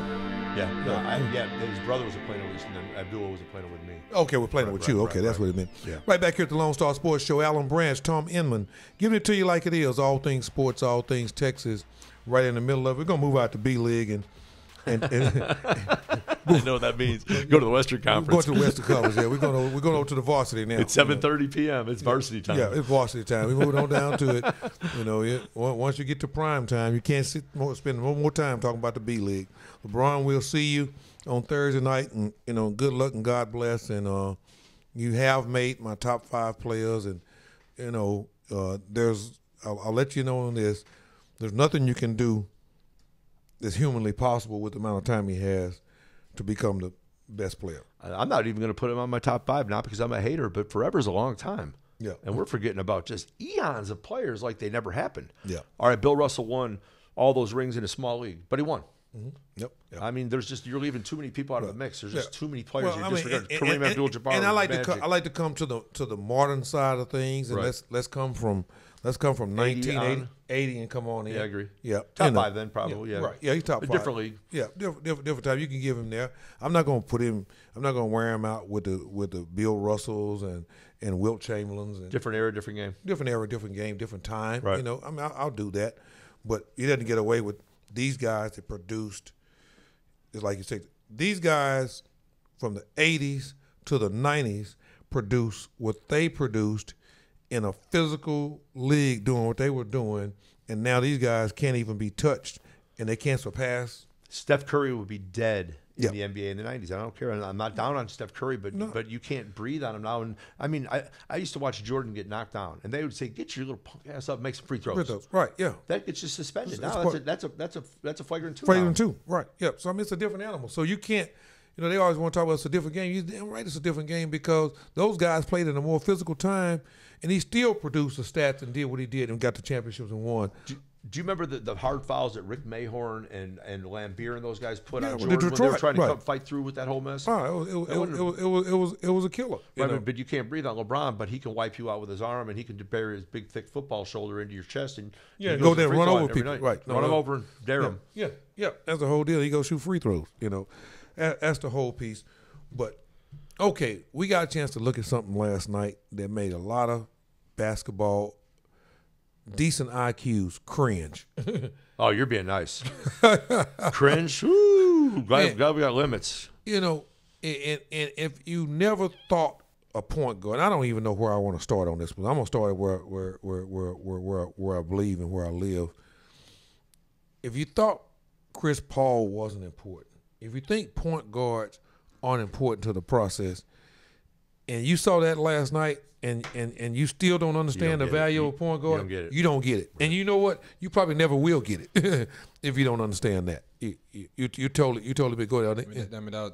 That's a great example of why you need a point guard. Yeah, I mean that's why race cars have steering wheels. Yeah. How many race cars have you ever seen without a steering wheel? Hey, a football team, he's a quarterback. Odell Beckham can't throw the ball to himself. Right. I mean, come on. Right. And somebody has to recognize, manage, and have the best interest. All right, can I have a minute? Because I'm going to diatribe like a big dog. All right, I think Mike D'Antoni is the softest, most embarrassment of a no-defense coach I've seen in 40 years of watching the NBA. Mm-hmm. I used to mock his SSOL offense in Phoenix, 7 seconds or less. Mm-hmm. A good quick shot or a quick bad shot is not a good shot just because it makes everyone happy. Mm-hmm. 2 games in a row, Game 6 and Game 7, you had a first half lead in double figures. Mm-hmm. Both first halves, it was a mirror image. Those both games were. Yeah. You went to the free throw. Oh, but the first half of both games was the same. The second half was the same. In the first half, you went to the rim, you got to the free throw line, you didn't settle for threes. Mm-hmm. In the second half, apparently you went in at halftime and said, "Well, it ain't broken, so screw it. Let's fix it." Mm-hmm. Right. Let's just shoot a bunch of threes. And I don't want to make anybody mad. I don't want to make anybody mad here. Heaven forbid, dude. I pay you millions of dollars to shoot the ball. I pay you millions of dollars to not shoot the ball. Shut up and sit down, man. Right. 7 for 44 is what he took. This 27 straight. I sent a text to one of my best friends, and at 0 for 8, I was like, "Damn, maybe they ought to think about getting back to the rim." At 12, I'm scratching my head and saying, "Why are we not ramping this down?" At 16, I text him, "They're 0 for 16, yet they keep shooting the ball. They get to 26." And I'll tell you what, I watched a fascinating thing with Jason Terry, who was on Colin Coward today, and Jet was talking about he took a shot at D'Antoni, which I agree with. D'Antoni is in this huddle, and he's sitting around with his players, and he's looking him in the eye, and he's going, we got to dig deep. We got to dig deep. We got to, and he's just using this, all this bullshit coaching 101 phrases that don't mean shit. Right. Tell me who's running a ball screen. I want to run a wing ball screen on the right side. We're gonna stagger away. I want to try. This is our first option. We got to have a second, third option. Make sure that we run the fade on the backside. Right. I need help. I need direction. No, I mean, and then what Jet said that was even better was he said, do you think I'm already not trying? Do you think I'm already not digging in? Do you think I meant to miss? Right. What you needed to do at 0 for 12 was grab the bull by the horns and say, all right, hold on a second, James. And he'll rationalize that by saying, well, but you got to dance with the girl you brought to the dance. That's the way we got here. But you got there by beating bad teams on the third game in a 5-game stretch. It's all bullshit. But Coach, listen to this right here, man. You sitting there, and I asked you this off the record, and you answered me yes. And I'm going to expose you a little bit. Go ahead. Yeah. You said that you have gone into games where you were outmatched. Right. So there had to be a plan. Yeah. And how many games have you gone into that you were outmatched and you had a double-digit win and you were playing like that? I mean, a double-digit lead and you were playing like that. Are you asking, you're saying that I went into a game overmatched and then I was up in the first half? Right. You up in the first half about 12 or 13 or 14 or whatever it was, and you're playing like that in the second half. No, never. I mean, where's the rationale? I mean, I'm trying to trust you. Hold on. This feeds into what I said even better then, because what I said to you is the basic premise of coaching is the less talented team wants to shorten the game and the more talented team wants to lengthen the game, okay? Right. So now even more so. So you've eliminated a 48-minute game down to 24 minutes. Right. So now every possession becomes more valuable. And you have a double-digit lead. But here's what really pisses me off about Harden. All right, if you watch the Celtics, they get a lot of ball reversals, right? And you have to guard all 5 guys for the whole 24 seconds. If you make a mistake, every time the ball gets reversed, you got to go from help to close out or close out to help. And that's an opportunity to make a mistake. Right, and you don't leave shooters. Right, exactly. All right, so on those ball reversals, you're going to make a mistake. But when you take quick bad shots, or when your idea of running down to the last 5 seconds is James Harden dribbling it for 18 seconds, he dribbled himself into a trance last night. He was fatigued from bouncing the basketball. But I'll tell you what, he needs to get back on his knees and find his mouthpiece, because he got completely exposed for being a complete fugazi. Yeah. Because all he is a regular season star. He's regular season stud, and he's a playoff dud. And go back to D'Antoni. You had a chance to erase your legacy of being soft. You had a chance to get Chris Paul into the NBA Finals. You had a chance to get Harden, and all you had to do was be willing to tell him a couple of uncomfortable truths. Yeah. James, I need you to move the basketball. It's not hard to guard. Russell Westbrook is not that hard to guard, even though I know he's physically an awe-inspiring athlete. It's not that hard to guard one guy who over-dribbles it while 4 guys sit around at the... You become very, very guardable the longer you bounce the basketball. As a fact, ball movement and passing is the most difficult thing to guard because you got to rotate, adjust. And how many times have you seen a wing to the top to the other wing, ball reversal by Boston, and Jason Tatum catches it on the second pass and gets a rip back because there's no help. The help didn't shift in time because they don't care that much. The most vulnerable side of the defense is the non-ball side. Right. That's where you have a chance. Their hips are already pointed that way. You got a chance to attack their bad hip or their off hip, or the hip is not prepared. And now you got into the teeth of what's going on. That's one of the first things I scout. Do they jump to the ball well? Do they hug the backside? If you're hugging the backside, we're going to whack. We're going to smoke you with staggers. Staggers. That's right. We're going to smoke you. There's nothing you can do about it. But you just saw it, and it just I was stunned for the lack of structure. Yeah. It looked like an AAU game. No disrespect to AAU, but it looked like an AAU game. It looked like a coach who picked a bunch of guys up at the airport, didn't know each other. Coach. Didn't feel comfortable telling them the truth. And it looked like a punk. I mean, and you see some things like that sometimes in summer ball, but even summer dudes spread the floor. Yeah. And start trying to manage the clock. They're trying to figure out the win. How would this be for a suggestion? James, give the ball up, cut through, get it on the backside. I used to have Robertson. I used to try to convince him of his value. Instead of dribbling the air out of it, give it up and make yourself a moving part of the offense. And then let's get down into the last 7 seconds of the shot clock without you dribbling the first 17 off. And then at least you shorten the game, because when you're up 15 points, they only have so many opportunities. You talked about a kid named Nick Wise. That's what he was so good at. Nick Wise could tell you exactly how many times your team was going to touch the ball in the last 4 minutes because he had calculated in his head. You're going to get about 30 possessions per quarter in the pros. Yeah, right. So do you want to give them 40 or do you want to give him 30, or would you like? Or do you want to give him 26? Right. Yeah, but at the end of the day, if you shoot early, if you don't rebound, all you're doing is fueling their fast break. And then I'm watching as it's blowing up, and Ariza takes a quick three. Then Gerald Green's taking a quick three. Oh, Gerald Green took. Oh, that was. Yeah, go ahead, Coach. I'm sorry, man. That was horrible. You know what it was? It showed horrifically low basketball IQ, and the reason that really sucks is because LeBron has got big time high basketball IQ, man. World class basketball IQ. And it just. Well, he's with a bunch of idiots. Just roll right into it. But you know, last night, man, I thought that was an embarrassment to the coaching profession that this guy is coaching at the NBA level. I don't think he's a bad human being. I'm sure he's a nice guy, but there's a lot of nice guys I don't want to hire. Right. But what is the reasoning and rationale behind it? I think it's just keep everybody happy. He had Steve Nash and Amari Stoudemire and all those guys, and Sean Marion and all those guys. And if we get a lot of shots, we can keep people happier. And here's another one. I read a fascinating study one time. They took everyone who ever played for D'Antoni in Phoenix, and they tracked their stats when they went to other places, and they never came within 20%. There was like a 20% fluff factor. Right. Because you're playing you're so many more allowing them to do possessions. this right. Yeah. Just like a triple-double doesn't mean anything anymore either. If you're going to shoot the first, there's so many more possessions that it's been devalued. Hell of a point. Guy right here at the Lonestar Sports Show. We're chopping it up over here in the big leagues in the West, taking a real good look at this Houston Rocket Golden State thing, how it went down last night. It was sad. We were pointing out the reality of what actually happened, and you know, can analytics save you from a situation like that? You know, they're big analytic people down there in Houston. They need to take a serious look at it. I don't know who the superstar is that you don't want to piss off. I don't think there's anybody there that you don't want to piss off. But anyway, it's all said and done. We'll be back, look at it and chop it up and try to see where we're going to be starting this coming Thursday when the B League, the qualified league, is going to be coming over to play for the championship against the Western Coast Conference over there. And I call it the West Coast Conference, but it actually is the Western Conference of the NBA. We'll be back in 180 seconds with more Lonestar Sports Show. This segment was brought to you by Hartem Hotels. We'll be back to talk more about what's going on as we get ready to approach the NBA championship. Does it go 7? Does it not? How important are point guards? What can LeBron do to have any kind of a chance? What's his best angle on this whole process? Back in just a little bit. Lady Life, on the one that keeps us between the lines. Tom Inman, Alan Branch, Lonestar Sports Show.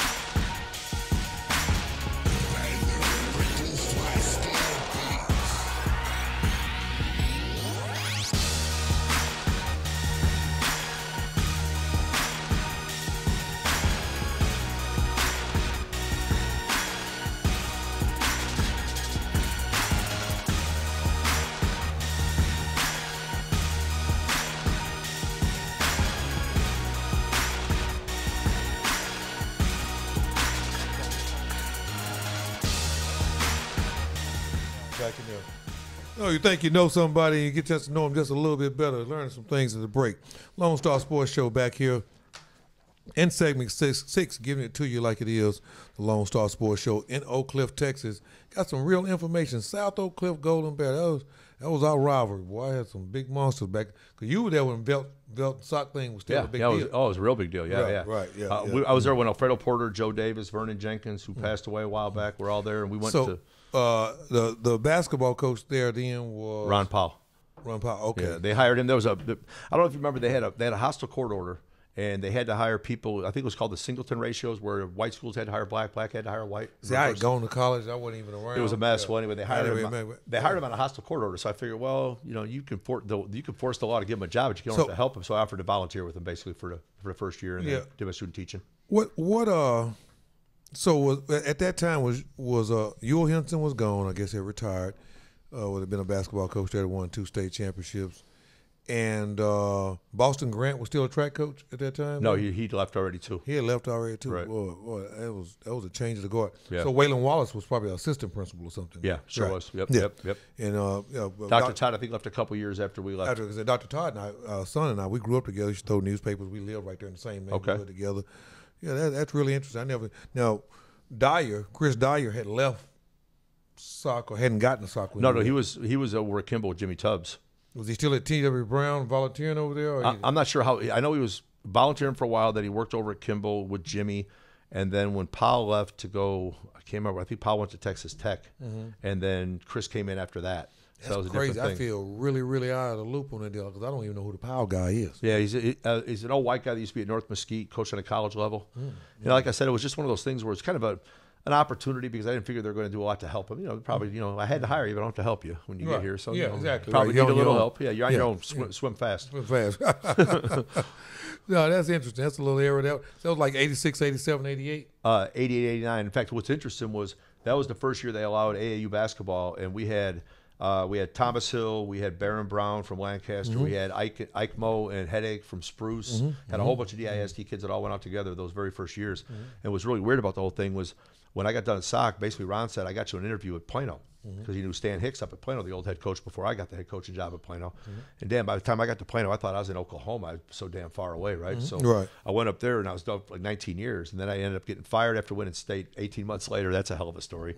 Went to Bowie as the assistant. So the whole thing that's funny is you were at Arlington Bowie for a minute. For 2 years. And then I got the job at Grand Prairie when Troy hired me. Okay. But the funny thing was everyone figured, since I came from Plano, I'm some bougie white guy who grew up in a country club.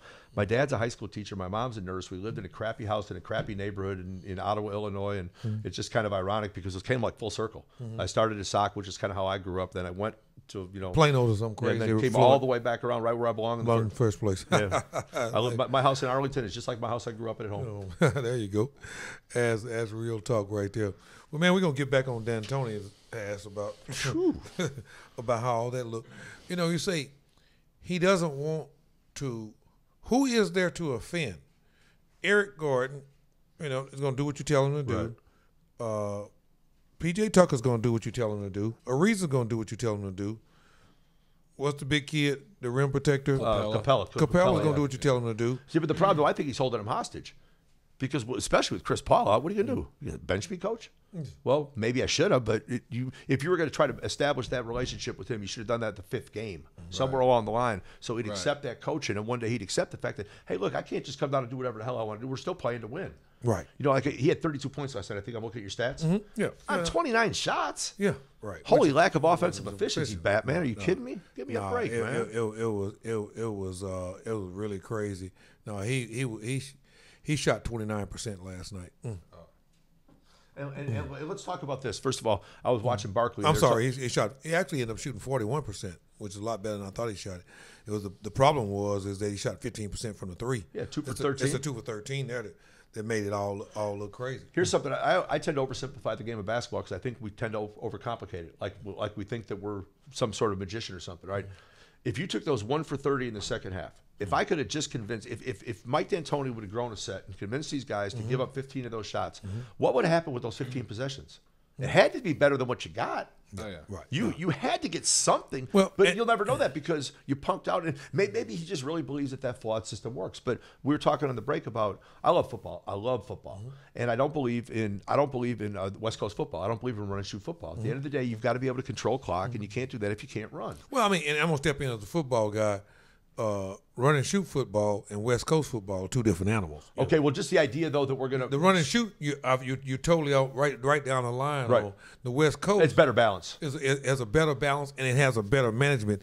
West Coast offense is running the ball. It's just how you're getting the ball to him. All right, so it's bad terminology on my part. So let's go back then, not to the West Coast. Let's go run and shoot is That's the one. gimmicky crap. That's the gimmicky crap that matches. We're gonna take 1,000,000 shots and who gives a shit? No play, no defense, and see what happens. Well, I mean, if That's you're what regular season stud, playoff dud, does it really matter? Well, when it comes down to management, when it comes down to defense, I mean, I don't want to come in and go cliche. Defense wins championships, but game planning. Playing smart wins championships. Yeah. And defense and choices always win championships. Basketball is so situational. Like, what's a good decision in the first 30 minutes of a game is Oh, an idiot decision in the last 3 minutes of a game. No it's doubt. situational. Up 7, this much time, down 5. And you know Time what and score, coach. I know, Time and and it's score. amazing to me because I coach on the only level without a shot clock, and I'm going to be arrogant. I'm a really good clock management. I don't lose games because I don't give myself a chance. Mm-hmm. Like, I watch teams, they'll be down 7 with 1:05 left. And they'll let them run 24 seconds up. What? I'm not letting you get to 101. And if you're gonna foul now.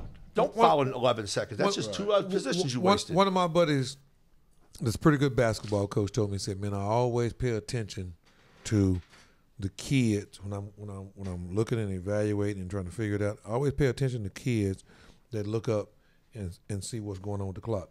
You're living in an era right now. You've been so busy with your head down, working your ass off, coaching. You may not have noticed it. You got kids right now. You can stop and ask them how much time is left. They have no idea. Have no idea. No, none. Their situational IQ is. But they don't know the damn situation. You can't have a situational IQ if you don't know the situation. Right, well, that's true. Yeah. They would tell you They're not they're even smart. conscious of the situation. If you're that clueless, you're brilliant. Yeah, right. You're so dumb, you're brilliant, I guess. Right, yeah. It's You know what I used to do that I've fallen. I got so frustrated with the answers anymore. I used to do the "Why do you do what you do" quiz. All right, freeze. Why do you Everyone do stop what right now. Why'd you do that? And it would be really funny because my players would tend to think that it was always wrong. And I would say, no, tell me why you took that shot. Well, when I came off the ball screen, my defender went under, my guy rolled, smashed him down, and I was open. Good, that's why you shouldn't take it. So, in other words, I want you to know, like, even on a shot you miss, it's okay. But you need to know why you do what you do. Don't just guess, because guessing, at best, you're 50-50. And this is the thing that always kills me about basketball, and I think always comes to bite basketball coaches in the ass. Good shot, bad shot. We know there's a difference. Right. But when the bad shots go in, we don't let kids know there's a bad shot. But I do though. I've got one of my little mantras. Yeah. A good shot's a good shot's a good shot, even if it doesn't go in. A bad shot's a bad shot, even if it does. You have to understand that difference, just because it's fool's gold. You it think is fool's gold because that's what makes them kids impossible to deal with. That's why they get so confused about the process. Is because when they come down and take a bad shot and it goes in, everybody's okay with it. The ooh-ah moment. Yeah, right. And I tell people all the time, we see a lot of things going on with kids all the way to the NBA level, and we want to be frustrated about it. We want to be disappointed about it. But kids have only done what we allowed them to do. Oh man, you get what you tolerate. You get what you tolerate. There's no doubt about it across the board. And that's the whole deal. But you just stop and wonder, and the thing is, and this is how, in my opinion, how bad off the basketball culture is right now, Tom, is that guys are looking at the Rockets' loss, okay, and they're talking about the 7 for 44, right, and they're talking about they were up by 12. We're talking about it. Most people are talking about it, right, and talking about how bad of a coach D'Antoni is, and why did he allow that to happen? And we're right. I think we're a large percentage we're right. My question is, everybody that talks about Chris Paul not being there, very few people are talking about him in the context of the value of a point guard. Well, and the one thing I was going to talk about tempo earlier. All right, when you got Trevor Ariza, I think I just might have got unplugged or something. Sorry. When I'm watching, I had to pull a Snoop Johnson in. Go. sorry about that right there. What was the last thing you said? I just brain farted, man. I'm sorry. No, we were right there on the piece of the situation where all these analytics and analyzations and theories and thoughts about what happened, but nobody's giving any value to the fact of the chance of that happening with Chris Paul being in the game was not because Chris Paul's a good player, because he's a good point guard player. Right. No, and what I was saying was when you got Trevor Ariza and Gerald Green shooting quick pad threes, all right, first of all, they're not going in, so that's a horrible shot. On a scale of 1 to 10, that's a 1 or 2. Mm-hmm. Then you got the quick shot that goes in. That's a 4 or 5, even though it goes in. Mm-hmm. Because even when you make that, you're still putting yourself back on defense quick. And I used to ask my team at Grand Prairie. You're giving them another scoring opportunity. And you're giving them more time. It's life. I mean, everything is about opportunity. I always tell people rebounding is the most dominating thing that you can do to control a game, because you're never going to score on me as long as I have the ball. Right. Possession 9 there you go. All right. But everybody that's talking about the situation and what went wrong, and we're going to talk about what went right for Golden State when we come back from the break, but everybody that's talking about what went wrong is talking about dribble, they're right. No defense, they're right. Bad shots, they're right. Continues to do this, that, right. But I haven't heard not one person give value. And I always hate this, because whether we like it, love it, or whatever you want to call it, don't like it or whatever, kids are watching and listening to what's going on. Hey, I got a question for you. Answer it when we come back from the break. What percentage of all guards are true point guards? And then define what you call a true point guard when you come back, all right? No doubt. Lone Star Sports Show right here in the heart of Texas, giving it to you like it is, brought to you by the Lone Star Sports Network. Today's show is brought to you by FastSmallSports.com. This segment is about Fast Recruit. FastSmallSports.com is leading us into the 21st century through the vehicle of technology. Fast Recruit is a product that allows Division I coaches to track the process, manage the process as they track people year-round in the scholastic and grassroots season, the prospects and guys that they're recruiting. Alan Branch, Tom Inman, Lady Life, Under Your Money, giving it all to you in an all sports, all things Texas, all things sports atmosphere right here in the heart of Texas, back in 180 seconds.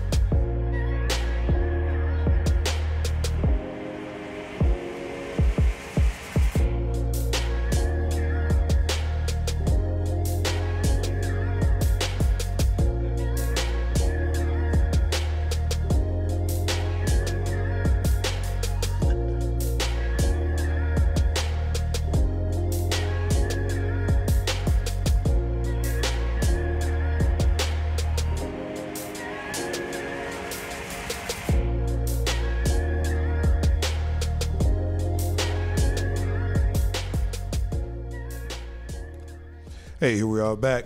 Lone Star Sports Show right here on the Lone Star Sports Network. Tom Inman, freshly retired from Grand Prairie High SD, where he's done roughly 30 years as a basketball coach, won championships, has a good idea what he's talking about, produced numerous Division I players and one NBA player. No, John never played in the NBA. He got Okay. a little sniff. Been to a couple, couple summer league teams and that type of thing. He's playing for a team over. Elon Shalom is the team that Thefalocious played for over there. Okay. And Tony Parker's a part owner. It's kind of a cool deal. Him and Tony are pretty close now these Okay, days. good deal. Yeah, Good it's deal. nice Good fun. deal. Yeah. A hell of a basketball coach. Did a good job. Basketball coach. I always enjoy talking. Appreciate him coming and hanging out with us. You probably won't be the last time you see him. As soon as I learn how to figure out how to pay him, if I figure out how to pay him, I know he'll come back. But no, we're right here at the Lone Star Sports Show. Coach, you hit me with a piece on, and I'll let you re-ask me because I don't want to put words in your mouth. Did you ask me, what was my definition of point guard? What was the value of a point guard? No, what I was saying was, first of all, define what you call a point guard, guard. kind of briefly. And then the other one was, then by that definition, what percentage of all the guards out there fall That's under the question is you asked me. truly Really a point intrigued. guard? Right. No, and I can answer both of those because both of those are my day job. Right. Yeah, exactly. Right. Exactly. And So- I'm checking myself by asking you first. Right, That's yeah, why I'm doing this. well, it's a little bit opinionated. First of all, let me set the table and say that the term is or the title of point guard is extremely compromised now due to the lack of Primary ball handler is a better way to describe it. primary ball handler. I use the term ball guard, and then we turn around we super abuse the word combo. You know what combo means? It means you're not very good at either thing. Well, and we know that's You're short and you're ugly. Come on, Right, this isn't yeah. good. This is not a good combination. Right. I mean, and that's the reality of it too, and it's used to label or give a guy some value that's really an undersized too. Well, at the end of the day, I mean, what's your range on point guards? You like your point guard to be minimum 6 foot. You like 6'4" if you can get it, right? And that's why John Robertson's playing over in Europe because he's 5'11". If he's 6'3", he's worth $100 million. Yeah. Now, what do you want for your two guards? You want them to be 6'5" to 6'9". So the problem you have is how do you get a 6'1" high school kid who really isn't a point guard to get a scholarship because he's not big enough to be a 2. So you push him to the 1. There's a whole and then lot of he smoke and over-dribbles mirrors the hell stuff. out of it. Right. He over-dribbles the hell out of it. Looks to Because score he way didn't too. because he didn't have the mentality or the IQ of a point guard. So what's your thoughts about point guard as far as the balance between scoring and setting up? Well, I think point guards score out of necessity and take the responsibility of what's the best option for the team. Probably 90-some% of the time. I don't have a problem with my point guard having the ability to score because sometimes if they're going to give it to you, you got to take it. But my definition, I got probably two definitions.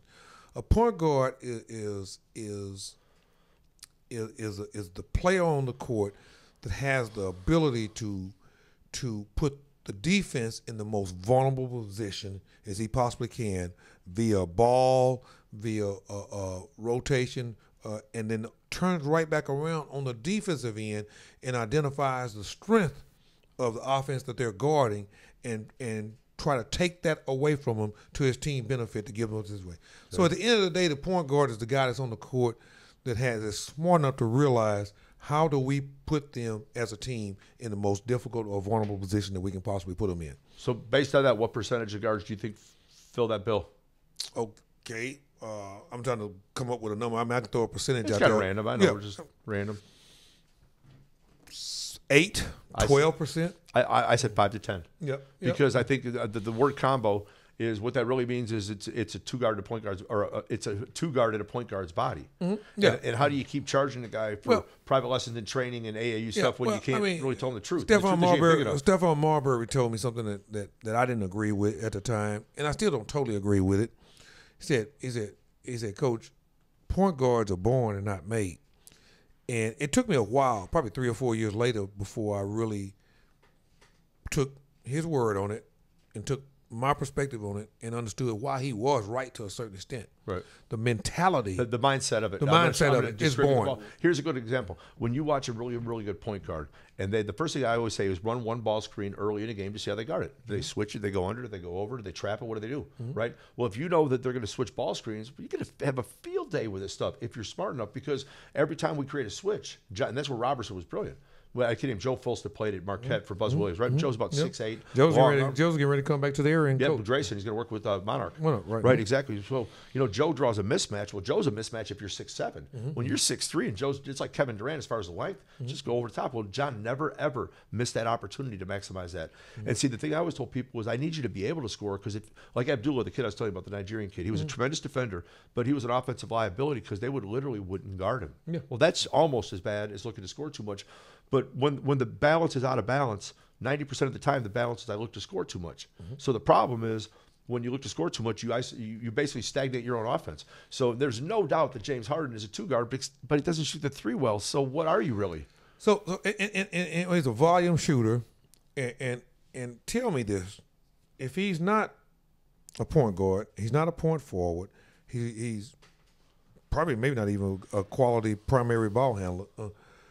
Why is it that you got the ball in his hand all the time? Well, all right, he's really difficult to guard as far as, you know how lefties are harder to guard than righties? There's something about that little whip move they make. They get that elbow, the chicken wing you, and they just always get around you. They're hard to guard. Well, but you should adjust to that. I mean, that's scouting. Yeah, Take the left you away. adjust to that. I mean, at that level, you definitely, at the younger kids, it's always hard to guard a lefty because you don't guard many lefties. Right. So it seems backwards. Right. So, everything that you're constant, when you contest a shot, I contest more towards your right hand just by natural, And so, but that's a BS excuse in my opinion. I answered your question. Yeah, the mentality's not there. Things are in the situation. But I haven't heard one person say, oh, man, they really miss Chris Paul's ability to manage and run that team. Yeah, well, no one talked about it because I think they just accepted the fact that we got to go with this. We got to play the hand dealt us. Well, we got to play the hand dealt us, but everybody comes back and wants to do the same thing we're doing right now and analyze what happened. So, and the people that are analyzing what happened, they got some really good points. They dribble. But it's a flawed style of play. It was flawed from the beginning. Right. Well, that's a fair deal. But you know what? I'm gonna give you this now. I feel like as long as when Chris Paul was there, through the regular season and even on through the playoffs, as they were getting farther into the playoffs, Chris Paul's ability to manage the BS and manage some of the bad decisions and manage some of the style in the clutch of when management was really, really important. Kind of like you said, is the first half as important as the second half? No. Okay, exactly. My Not point. even close. Right. Okay. You play the first half to get to the second half. Okay, there you go. So my point is what I saw in the playoffs with Chris Paul was as it tick it on down. He got better and better at going in and cutting the head off of all the crazy stuff that was going on, and getting them out, showing them how to get to the bus with the win. But see, that's why I was just making the comment when we were talking at the break. Is I'm not so sure that Harden and Chris Paul are on the same page because I agree with everything you just said completely. Okay, so now whether Chris Paul was wearing Nikes or wearing jeans last night, why wouldn't you listen to Chris? Because I have a hard time. Chris Paul's a very animated person, very opinionated. He's not going to hold back. No. He's not going to tell you it's okay to do the crap you're doing. Right. So I've got to believe at some point in time, even if D'Antoni didn't have the cojones to say it, I think Chris Paul was. So that makes me wonder. Did you just dominate the ball because I wasn't there, or did you dominate the ball because you just don't care? Right. Remember the fifth game when Russell Westbrook iced out Durant, the last game they played together in Oklahoma City? I was almost drinking the Russell Kool-Aid. I almost believed that selfish, narcissistic knucklehead wanted to win. And then I watched in the last 5 possessions of that game, Durant didn't even touch the ball because he went hero ball. And I just don't think that. I think at the end they don't have enough respect for the other person. Well, I don't think they have enough respect for the other person. I don't think they have enough respect for the team concept. I think it all turns into, and it's the culture that we're living with. It's a culture that we're trying to survive. I got a great phrase for you: the bonfire of the vanities. How's that? The bonfire of the damn vanities. Everyone's vain. Yep. Everyone's caught up in the narcissism of it all, man. Yeah, and there's no doubt about it because at the end of the day, you look at the culture that we live in, everything is so individualistic. It's iPhone, iPad, iPod. Everyone's a journalist. Everyone's a reporter. Everyone's a brand. I want to throw up when I hear people tell me they're working on their brand. I don't have a brand. Right. I just coach basketball. Right. I drink beer sometimes too. Right. But the point is that everyone does have a brand, but the point is that are you all about self promotion of yourself? Well, I when should your say, when your brand, because your brand is nothing but your reputation. right. So yeah, I'll be back. I just don't like the word. Well, you I don't- value you don't my like- reputation. Old school. I care about my reputation. And that's all a brand is. Right. What you're looking But at when the is, brand drives your decisions, well, when the brand turns into the whole selfish and I'm trying to do my thing and do the thing way I think they ought to be done and how I feel like it and how it only benefits me. That's when it gets over. a really quick sidebar. 2 years ago, when Russell averaged a triple-double, and everyone thought that was the greatest thing ever, and I said, but was that at the expense of his team or for the benefit of his team? Because they won 50 games. Yeah. So then they added Carmelo, who's a clown, and then they added Paul George, and they won one more game.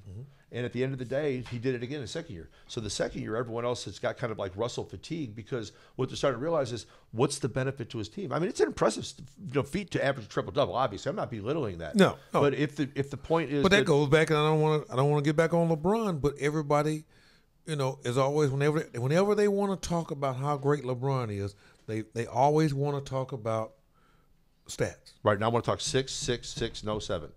6 finals, 6 rings, 6 MVPs, no game 7s. Wrap, forget it. Hey, Nothing to talk about. it's real talk. That's real talk. If you want to talk numbers, I got to take that one to Chris Walker. We got to bring him on right now and line him up right quick. But I mean that's the reality of what's going on. And when we come back and we get ready to wrap this thing up, we're going to talk a little bit about what you're going to see and what we anticipating going into the NBA championships. We might even get some predictions and projections here. I got to figure out what time that game comes on Thursday night, if we have time to make our projections on Thursday, or we need to make them before now. Let's see, they're going to be on the West Coast, East Coast. They're going to be on the West Coast, so the game is going to be a little late. So, Let's see yeah, what we got here. yeah. So we might be able to talk about it then. But we're going to talk and take a look at that whole piece of. Even I want to talk about how Golden State got out of rhythm, but they realized they had to find their way back to the rhythm. Man, you wish. 8 p.m. Yeah, so it'll be 8 p.m. So yeah, we're not gonna give our predictions. We're gonna give some thoughts. We want to save our predictions for Thursday. Lone Star Sports Show right here on the Lone Star Sports Network. Today's show was brought to you by FastSmallSports.com. This particular segment was brought to you by Lone Star's Top 100 Camp. It'll be right there at Drive Nation during the NCAA live period, July the 11th through and the 12th.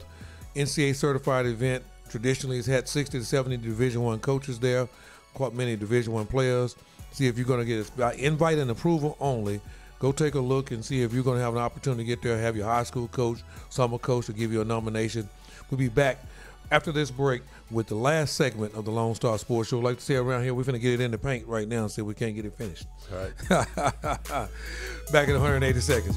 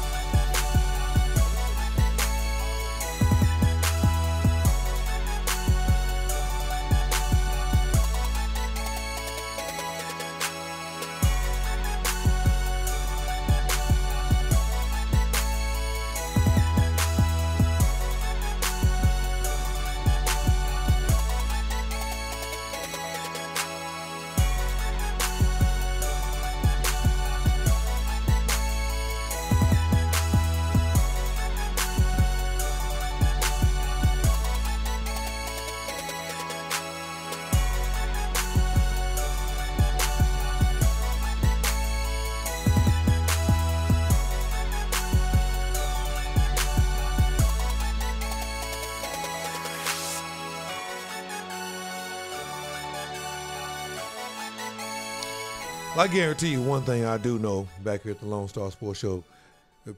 I know people in Houston, and people in Houston are pissed off. Yeah, I bet they are. They feel disappointed because I'm not sure it's real basketball. Well, and not sure if it's real basketball. Have we been sold a bill of goods, and how dare we get to the point that we are, and this dude, because I mean it's hard to get where they are. Right. Don't get me wrong. I mean don't get it wrong. That's not just something place that you show up in the Western Conference Finals in a Game 7 in your gym. Well, you know, one weird dynamic we haven't talked about is that the guy who owns that team is, I think, Nelson Fertitta, I believe is his name. It's Landon Matita. He owns all the right. He owns the Landry's, Papados, all right. That's correct. Well, he's phenomenally wealthy. Okay, Yeah. but I'm not so sure that he knows anything about basketball. And at the end of the day, what he liked was the buzz surrounding Houston. Well, if he's got a lot of good restaurants, but he's got some crappy restaurants, he still talks some people into going and eating food at. Yep. Right. Well, you got some crappy parts of your team over here that you can't separate. And I haven't met Mr. Petita. It's funny you even bring his name up, but I've been hearing some things about him. One thing I know about Mr. Petita, he wants to have a brand of something that people are going to come out to, and he realizes the energy that the city of Houston can create behind winning. Right, but that was my point. Was I think he bought into that narrative. The city bought into it. They loved it. You just won with the Astros. You had the hurricane. You had the shooting. You had all of it. But then in the last 2 games, they got exposed for the fugazis they are, because that whole system is flawed. And now it's kind of like they puffed up a big balloon, and James Harden stuck a great big old pin in it. Let me ask you this question. And I'm gonna do this sidebar, and I'll never come out and say what he said, so he can trust me. What the hell you think John Lucas is thinking while he's sitting there behind the bench as the player development advisor guy to supposedly managing James Harden some too? I would love to. Here's my answer to this one. This would be great. I would love to get 3 beers into Luke. Luke don't drink anymore. I'd love to get 3 drinks into Luke and have you tell me the top 10 D'Antoni got punked stories. Those are great stories with NBA players. Man, Michael Jordan was a rookie or a second-year player, right? And they're all sitting around talking about how tough it is. Man, my coach is crazy, man. He makes us get up at 6 o'clock in the morning. Man, my coach makes us. And Michael goes, yeah, my coach cries. Talking about Doug Collins. Collins, right? Yeah. Come on, man. But there've got to be like stories of him getting punked because he just doesn't have any control of that team. I'm sorry, man. What he does is that, I think he calls himself picking his battles. But I don't disagree with that idea. You fight all the fights. But you hear all of it. When you pick your battles, that don't mean you don't pick any of the battles to fight. You just pick which ones you do fight. My mom always used to tell me, if you don't pick your battles, you'll never win the war. You can only win the war by choosing your battles, because if you fight every fight, you're going to lose too many of them to win the war. Well, exactly right. Well, I don't think D'Antoni fights any of them. Well, no, that's my point. I just think he's a vanilla white dude. Yeah. And it's not about being white or not, but the whole thing is that he just kind of bows down into it.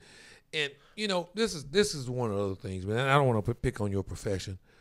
Coaches, they're a bunch of peacocks. Yeah, coaches have gotten into a tough situation right now.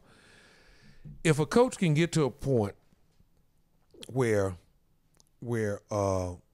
he gets a contract signed, and for X number of dollars, and he can get enough contract signed for X number of dollars and last long enough, it doesn't really matter what the outcome is. No, and it's really funny. 30 years ago, Ron Powell, the guy I worked with at Sox, used to always tell me that the number one job of an administrator, of an AD, is to keep his job. The general manager of an NBA team, keep your job. Right. My ex-player that works for the Brooklyn Nets, he survived Billy King getting fired. But Billy was doing just some idiot things. Billy's the one that got fleeced by Danny Ainge on the Paul Pierce and Kevin Garnett deal, right? Right, That was 2 of the worst trades in the history of the league, right? But at the end of the day, he's trying to create buzz because, the question in the pros is, do you want to win the press conference or do you want to win the season? Do you want the buzz of hiring Mike D'Antoni? Ooh, we're going to shoot quick threes. You know what D'Antoni wanted? He wanted to redeem himself. He wanted to end his career on his terms, and he almost got there until they got exposed. Yeah. And I just don't and think Chris Paul would have saved him. Potentially would have saved him. And I still don't know why James Harden wasn't listening to Chris Paul, because there's no way that Chris Paul showed up with a muzzle in his mouth. I think you're right. I mean, I haven't. Now, this is and Ernie will tell you, I pay attention a lot to body language, and I pay attention a lot to facial expression. Right. I haven't seen anything in all the games that I've watched of the Houston Rockets that says that just like you said, James Harden is on the same page with Chris Paul, but James Harden actually listens to anybody. James Harden reminds me of? Ricky Williams. Running back. My friends used to hang around with Ricky, and Ricky would have this huge totally mansion. detached, right? Ricky would sit in his room all day. There would be 15 people there. There'd be naked women walking around. There'd be his homeboys from high school, college. There's all kinds of stuff going on. Ricky's just antisocial, and Ricky never engages people. And Ricky would tell you later the mental health issues. Ricky was honest about that and everything. But James Harden is amazingly aloof. He's very detached. Detached is the word. That's what gets me. And I was showing Ani the other day. I said, you see that two kids right there? They're totally out of it. They're already shut down. I used to tell John when I had Robertson. He was always a good teammate. But I said, John, sometimes you got to tell a guy who just made a horrific mistake it's okay. I know it's not okay. You know it's not okay. But what are we going to tell him the truth now? Yeah. Let's tell him the truth in video tomorrow. Right. Today, let's fake it till we make it. Make it right. Yeah, and get through the process. Get through the war. Get through the fire. Right. But my point is, I just haven't seen anything that indicates that. And I thought, Houston obviously had a legitimate chance. I'll go on record saying this. Houston had a legitimate chance with Chris Paul because I don't think you would have gotten the same thing with Chris Paul on the court with him. No. Well, what is the stat? I'm Googling right now. What's the status of James Harden's contract? I have no idea. Because I swear to God, I'm not re-signing him. Yeah. I'm not re-signing him. I don't know the status is. I know it's a $100 million deal, and I don't think he got $200 million from Adidas. So, I mean, it's like he just, just doesn't have any kind of way to find himself anything that I mean, he can't lose right now. So he can just go be who he wants to be, almost like the coaching scenario that I threw out there. Yeah, he signed a 5-year, $160 million. Yeah. And he's on the first year of 5, so they're stuck. Yeah. Stuck like Chuck. Yeah. Stuck. Right. Yep. Well, I mean, think about it. You got him on a 5-year. If you're Mike D'Antoni coaching him on the first year of a 5-year deal, is that kind of like being Billy Donovan up in Oklahoma City coaching Russell? And every night you've got to medicate yourself before you go to the press conference when you tell everyone Russell really gives a shit. Because we know he doesn't. I mean, we can't say it. Let me ask you a question. What happens, okay, he's sitting there in a situation like that right there, and you start crawling up in his ass and ask him for this and ask him for that, and he's in that situation. I mean, that's the pick in your battles, because if he turns and says F you, what are you going to do? When you think about how many Cowboy football coaches got fired because the players went around the coach over the top to Jerry Jones. No doubt. He undermined the coach's authority. Yeah, I mean, coach killers. We call it. We know. Oh yeah, it I know. And I know when I'm getting killed. Right. Yeah. No, you know when somebody's swinging around on the whole deal, but I think the best thing for the game happened. I mean, I think that people have to stop and look and say, how did Golden State win? They jumped in passing lanes. They had good ball movement. They played hard. They make you guard them for a while, right? Even though they'll take a quick shot. I mean, who's got a quicker release in the league than Klay Thompson? Yeah, and I heard some guy was the Jewish guy. I like him a lot. He's a nice, really nice guy. On First Take, they came out and said that Golden State was lucky. No. Yeah, because of whatever. No, Golden State's a good basketball team. I don't think Chris Paul would have made the difference winning and losing the game. I think it would have been, it would have been a fascinating control sample. We'd have seen a better game. We'd have seen real basketball. Right, exactly. Right. That would have been a and here's the thing, going back to the owner of the Houston Rockets. If the fans down in Houston will keep buying tickets while they go to watch crap basketball, it's like the Dallas Cowboy fans. I mean, every year Jerry said, we're going to win it. We're going to the Super Bowl. You ain't doing no damn Super Bowl, but if everyone keeps believing they're going to the Super Bowl, they keep buying the overpriced tickets, who cares? Who cares? Because what he cares about is filling up the Houston arena. He don't care about winning rings.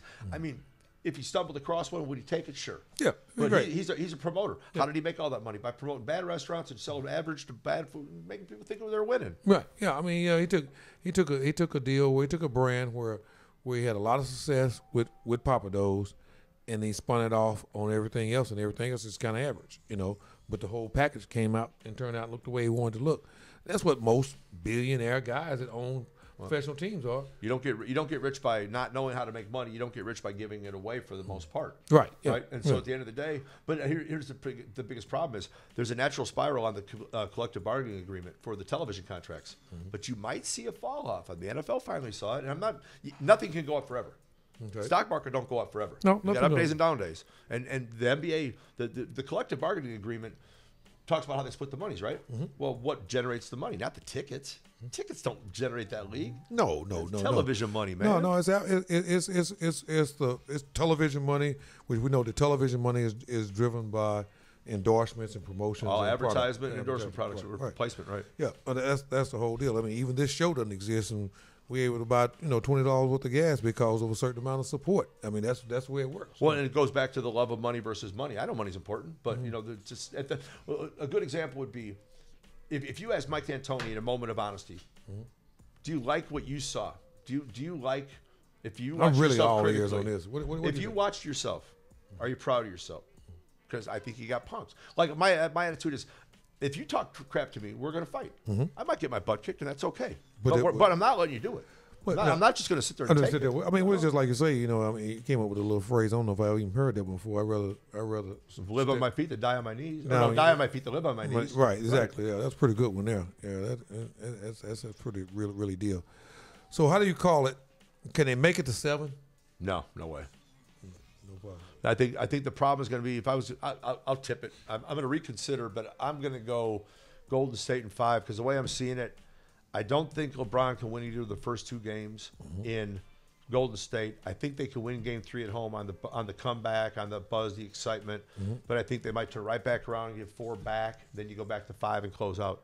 And I think, if you're Golden State, if you didn't learn anything, if you learned anything at all, Draymond, shut your mouth. Don't get thrown out of a game, because they let the league. I don't think that the league wanted Golden State to lose. I think the league just wanted a 7-game series, and it never dawned on them that Cleveland might actually go win that Game 7 up in Golden State. But now they're starting to lose a lot of Game 7s at home. Cleveland lost one, right? Houston just lost one. You better not take it to 7. Hey, the gap in our ring collection is because we lost a Game 7 at home. Don't let it go to Game 7 at home. There you go. All right. I think that's that there's enough talent there and enough pieces in place that you could actually see and say that there's a no-brainer that they're going to sit down and analyze that and look at it, because you got a group of guys that care about winning at Golden State. Yeah. They're there to win first and play second. Right. Yeah. No, it'll be interesting to see how it all goes. But hey, we're going to close out here at the Lonestar Sports Show. All things sports, all things Texas Today show was brought to you by FastSmallSports.com. Man, it was really good to have you here, man. I know we've done some post-game, pre-game stuff on the fly here and there, but I've never been with you for a total of 96 minutes of content, a little rhythm there, a little feel there. We're going to come back and get some more in and definitely try to get through the rest of this basketball stuff and play a little golf and try to help you enjoy your retirement. Deal. Real deal. I like it, boy. All them championship basketball coaches, they walk around with their championship rings on. You're going to have to cut my finger off if you want me to take this ring off. To the day I die. It goes in the box with me. We'll see you on Basketball Thursday. We get ready to open up the NBA championship. We got the little league against the big league. We're going to find out what it's all about. Golden State. And they got some guys over there. Was it LeBron and the 5 heartbeats or something? Cavaliers, that's what it is. Cavaliers and Golden State Warriors Thursday night at 8 p.m. But you get the Lone Star Sports Show and our angle and thoughts on it. And we know it's a no-brainer, but we're still going to make it interesting to you. And who knows what might happen between now and then. Right here on All Things Sports, All Things Texas, Lone Star Sports Show, Heart of Texas, Oak Cliff, Texas. Give it to you like it is. Lady Life, Under Your Money, and all the above. See you on Basketball Thursday.